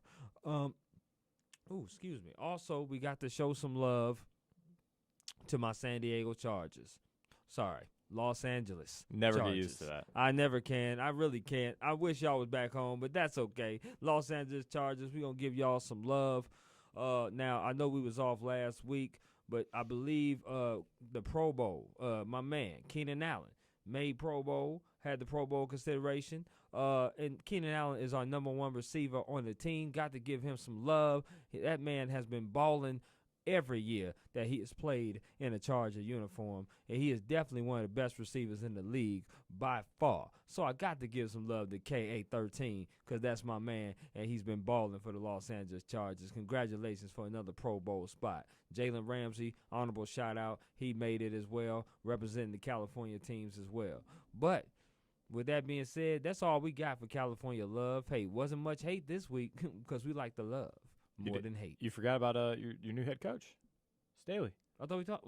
I think I talked about him already. Did you? Yeah, I talked about him already. All right. But shout out to him again, baby, because we love having Coach Staley on the team. I think it was a great hire. Yes. Yeah. Yes. Great. And listen, Keenan Allen, one of the best number 2 receivers in the NFL. I'm gonna need you to stop saying that. It's my favorite. It's probably my favorite joke. It's one of. Killing me, man. Oh, jeez. All right. My MMA moment, very crazy last 2 weeks in the MMA world with the Conor McGregor loss, or what Yup. people should be calling the Dustin Poirier win. Yeah. But this has really shaken up the lightweight division, to be honest. You know the UFC wanted to give Conor McGregor that title shot right after a possible Dustin Poirier win. Did not happen that way. Poirier outclassed him in the second round. So did. Messed up that calf. Conor McGregor just really couldn't recover from it. He was stuck in the mud. He was pretty much just stuck on the train tracks, and Poirier came through and knocked him out. Poirier has a tremendous amount of power, and I think with his win over Dan Hooker and then a dominant win over Conor McGregor, I think it's time this guy finally gets that title shot yet again. He has been an interim belt holder in wake of Khabib. In the past, he wasn't able to make a fight, so he got the interim belt, beating Max Holloway. Dustin Poirier deserves the lightweight title. He does not deserve to fight He does not deserve to fight Conor for a third time. Conor does not deserve that fight. Dustin deserves to fight for the lightweight title. I think that should be against Justin Gaethje. Yeah. Justin Gaethje, also the interim title holder, Yeah. when he beat Tony Ferguson, when Khabib could not make it because of the visa with the whole coronavirus at that time. He got stuck in Russia. That's a whole nother deal. But I think those two former interim champs should fight for the lightweight title. Yes, indeed. And I think the next fight to make after a Michael Chandler win over Dan Hooker is Michael Chandler versus Oliveira. Edward Oliveira. No, not Edward. Just go with Oliveira. That's all. I'm spacing on his first name right now. Oliveira. Those two guys are probably the hottest guys in the division right now after Oliveira's dominated Ferguson for 3 rounds. Michael Chandler went out there and knocked out Dan Hooker within 3 minutes. I think that's the fight to make. And then Conor, this seems like the perfect time to go run it back with Nate Diaz. Ooh. This feels like we are no longer in the title business with Conor. We are in the money business with Conor. Money. Give us money fights. Okay. And what more money fight is there than him versus Nate Diaz with the trilogy? Because the money fight truly would be him versus Khabib. But I don't think Khabib is going to want to come out of retirement to fight the 7th-ranked lightweight in the division. Not Conor. It doesn't make sense for him. No. Because he would dominate Conor again, and what would we learn? We would learn absolutely nothing. Just that Khabib is as dominant as we all thought. That would show us nothing. So if Khabib comes back, it's going to be for GSP or it's going to be for Dustin Poirier, something of that sort. But it's a perfect time for McGregor to go get the 3rd fight with Nate Diaz. Go get it. Go make the money. And then after that, let's reevaluate your lightweight or even possible welterweight goals. I don't think Conor is ever going to go back down to 145. That's just so much of a weight cut. But that's how the lightweight division looks like for me. Oliveira versus Chandler. That's the title eliminator. Whoever wins that gets the next title shot after Poirier faces Justin Gaethje. Poirier has beaten Justin Gaethje in the past. He knocks him out. I think Poirier does the same again. And then Gaethje fights the loser of the Chandler-Oliveira's fight. Which I think Chandler will win that thing. I would actually favor Oliveira's. I love Michael Chandler, but Oliveira's has been absolutely starching fools in the lightweight division. He has looked absolutely outstanding. Okay. Huh? You would pick Michael Chandler? Yeah, I still got Chandler. I also don't think you. I mean, no offense here, but I think you guys don't really know much about Oliveira's, how dominant he's been in his last 4 fights. So Oliveira's made Tony Ferguson look like I was in the cage. He made Tony Ferguson look bad. No one's ever really made Tony Ferguson look that way, and Oliveira's pretty much dominated him, broke his arm early in that fight. I think it goes 5 rounds. I think it's just unanimous. Well, it wouldn't be a 5-round. It'd be a 3-round fight. Oh, then it goes Well, distance. It goes distance. Yeah, For sure. yeah. Nobody's knocking out anybody in that fight, I don't think. Yeah, but that's the title eliminator. And then Poirier versus Gaethje, that one's not going 5 rounds. That one is a knockout for sure. All right, that was my MMA moment, and that is it for the individual segments. Now time for our favorite segment, Alumni Assumptions. Oh, yeah. Is it time for that? It is time for that. Okay, let's get it. Jordan Jasper has got it ready. All right. The score coming into this game, 38-31. I am with a narrow 7-point lead because you can make up a lead pretty quickly in this type of game. He says he's got 10. You got 10 for us? Yep. Okay. Okay. He's got 10. NBA? Yep. Mixture.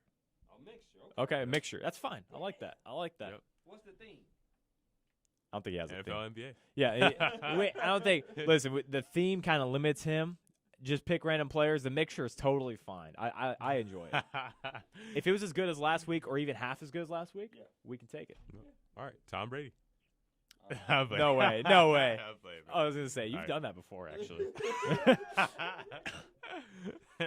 If you do a quarterback, we are almost always gonna get it. I know almost every quarterback, unless I've never heard of them before. I see. All right, so Yeah, y'all want the with that- NFL first, or y'all want NBA first? Let's do NFL. Doesn't matter. Do you have any quarterbacks on there? NFL first.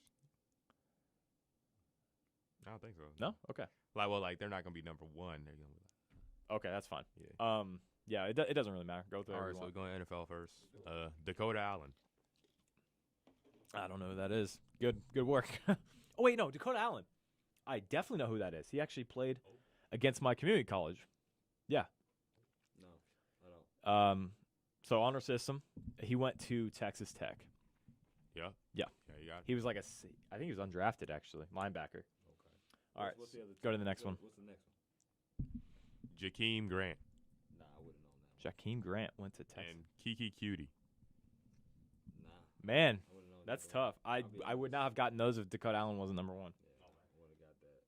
All right. It's pretty good. All right. 41-31. All right.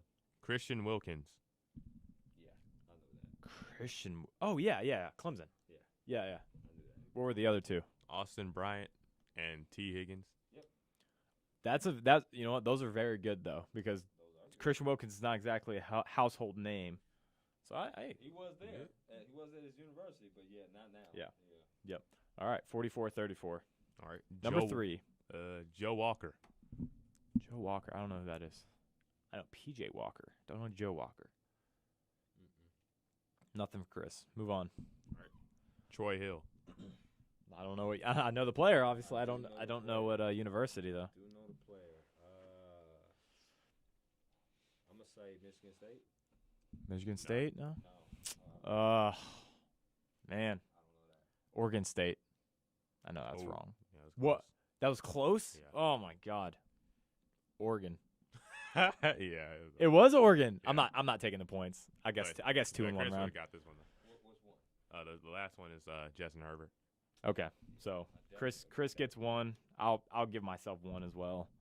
I definitely got that. Okay, we just can't break a tie. 45-35. 10-point lead. All right. Jared Wilson. Jared Wilson. Football? Jared Wilson. That's a good one. I don't know the name very well. I think I know the person. I just don't know the college. I don't know. All right. You can move on. What's the next one? Maurice Hurst. Maurice, the tight end? Is he a tight end? For the Cardinals now. Was for the Ravens. Maybe he's not for the Cardinals. That's Hayden Hurst. Maurice Hurst. That's good point. I think he is a tight end. Wait, hold on. Let me look at his position. It's okay. You don't need to. Yeah. I don't. know. If it's not Hayden Hurst, I don't know who he is. I don't know who he is. So I have no idea. What's your one? What's your number one? he's still Oh. stuck on Maurice Hurst. Yeah. Oh, defensive tackle. All right. Never. Okay. Detail. Yeah. All right. Okay. Jake Butt. Yes. Wow, that was a really tough one though. Yeah, Jake Butt. I'm gonna say Wyoming. Nope. If not that, no, I don't know. It is Michigan. Michigan. Jake Butt. Yep. He was going to be a top 10 pick, and then he played the bowl game, tore his ACL, slipped to the 5th round, and now is barely starting in Denver. Okay. Barely now, plays in Denver. Yeah. Yeah. That comes to mind. Yeah. Yep. Okay. That's cool. 46-35. Very. You know what? This might be better than last week's, man. Yeah, This is very good. Okay. Yeah. This is pretty good. And then this is Banagoo. Yeah. We were talking about this name earlier. I had no clue who he is or how to say it. You can just move on. I know Chris one's not going to know it. Vernon Scott. I don't know who that is either. No, nothing for Chris. Andy Dalton. Okay. Oh, okay. TCU. There we go. All right.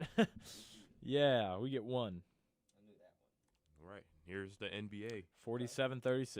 Was this 5? We're on 6 now? 7? I think we're on. Wait, hold on. Let me see. Yeah, we're on 6 now. On 6. All right. What's NBA? All right. Mike Scott. Yep. Oh, I know it. I know the player. I don't know the college. Michigan State? Mm-mm. Honor system, Virginia. Okay. I'll take the next one. Let's see. Malcolm Brogdon. Virginia? Yeah, I would have gotten that for him. Malcolm Okay. Brogdon. Yeah. Yeah, I would not have gotten Scott though. Yeah. Next one is DeAndre Hunter. Okay. Yeah, I would have gotten Virginia. All right. Jeremy Lamb. Yeah, I know. Oh yeah. You go ahead. It's UConn. Yep, UConn. What were the others? Rudy Gay and Andre Drummond. Okay. Yeah, those were pretty household names, I think. All right. 7. Terrence Ross. Yes. I What? can't believe I know this. Terrence Yep. Ross. I know Terrence Ross. Not a conventional basketball school. No, it's not. I know. Go ahead. I don't know. DeJounte Murray. Yeah. Oh my gosh, is this is it Murray State? No, it's a big school. DeJounte Murray? No, that one either. I know the player, but I don't know the school. Okay, third one for Chris. What's that? Right. Oh yeah. Markel Fultz. It's Washington. Washington. Yep. See, the number one I would have put would have been Isaiah Thomas. The short one. Oh yeah. They're both short, but like the really short one, yeah. The Yeah. short one. Yeah. Okay. Okay. All right. That one. Going to 8:55:43. All right. This one's. Oh, I guess I do have 9. Okay. All right, Okay. but, So this is the last one or 2 more? Oh wait, we got 2 more. Okay. Yeah, That's fine. 1 more after this one. All right. Let me go back. Solomon Hill.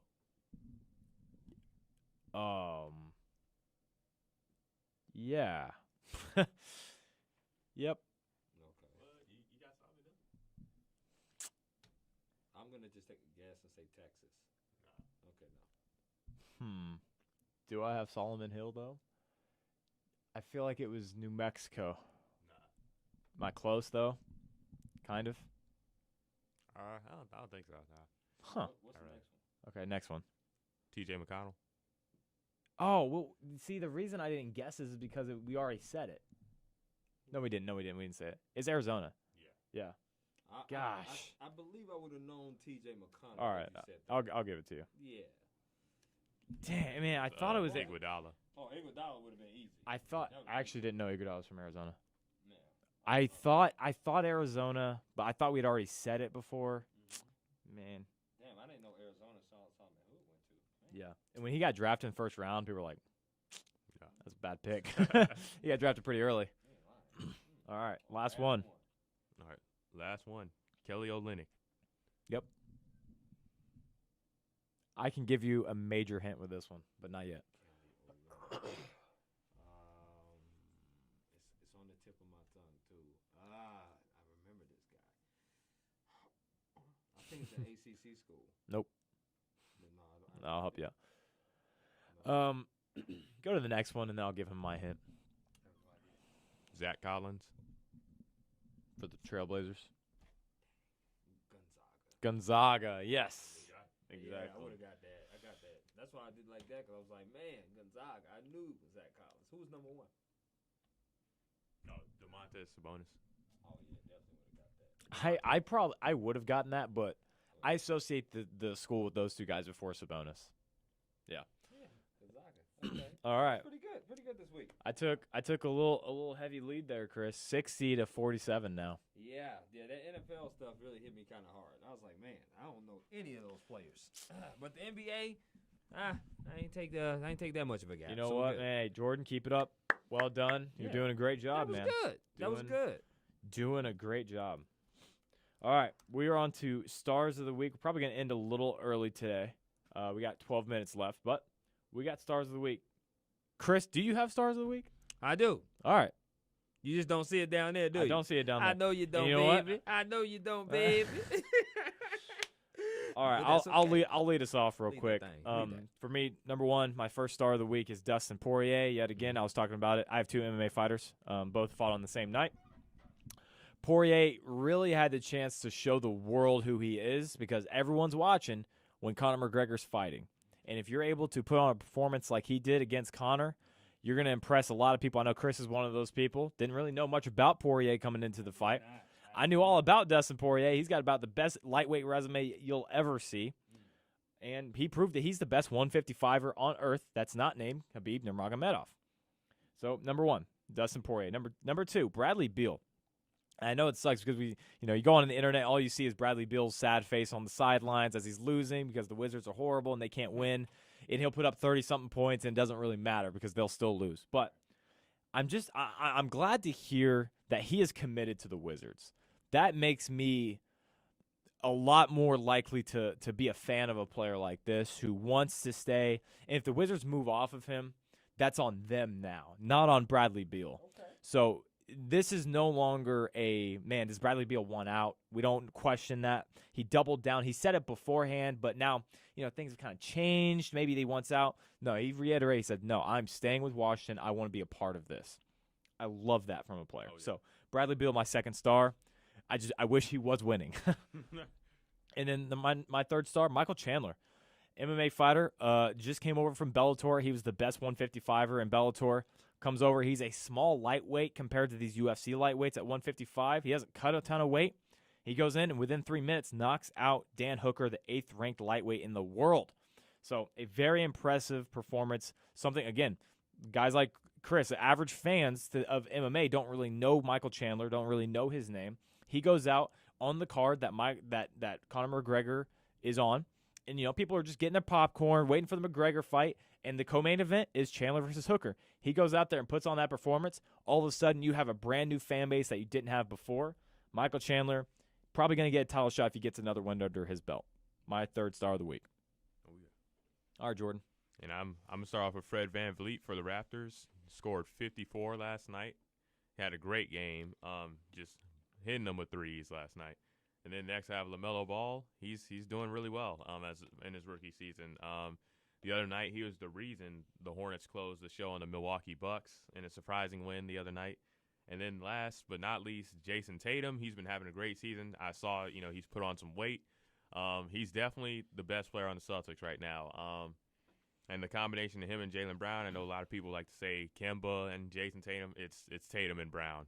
That's the duo for the Boston Celtics. And Tatum is he's definitely, he probably won't win MVP, but he's definitely in a conversation right now.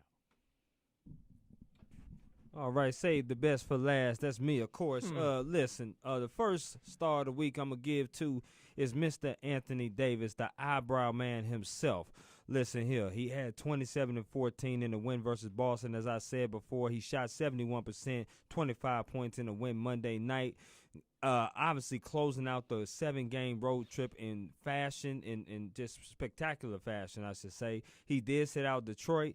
He is a star of the week because when he sat out Detroit, the Lakers ended up losing by 15. So they going back home now. They're going to play the Nuggets tomorrow night. That's my first star of the week. My second star of the week is I got to give it to the entire team, and that's the Utah Jazz. Who would have thunk that the Utah Jazz in the first 20 games, almost third of the season, would be number one in the Western Conference? You get Bogdan back.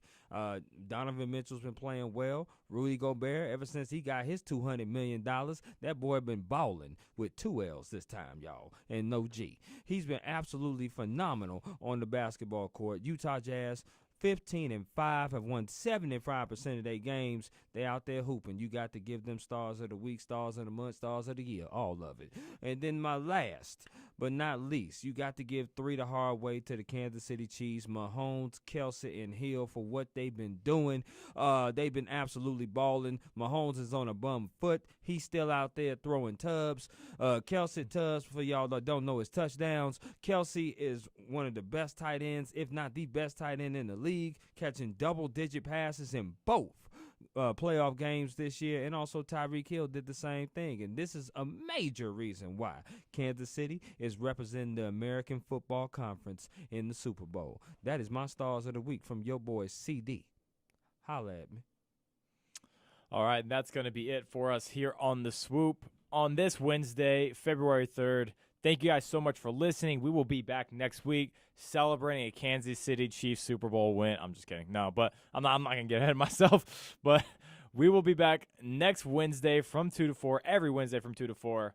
Let's see who wins the Super Bowl. We all got the Chiefs. Yes, we do. Let's see how it goes down, fellas. LGI, baby. Let's get it. All right. Mahomes for the win. Mahomes for the win. Let's hope so. Hope so. All right. Once again, that is it for Jordan Griffitt, Chris Drum, and Yep. Jordan Jasper. Thank you guys so much for listening. We will see you next Wednesday.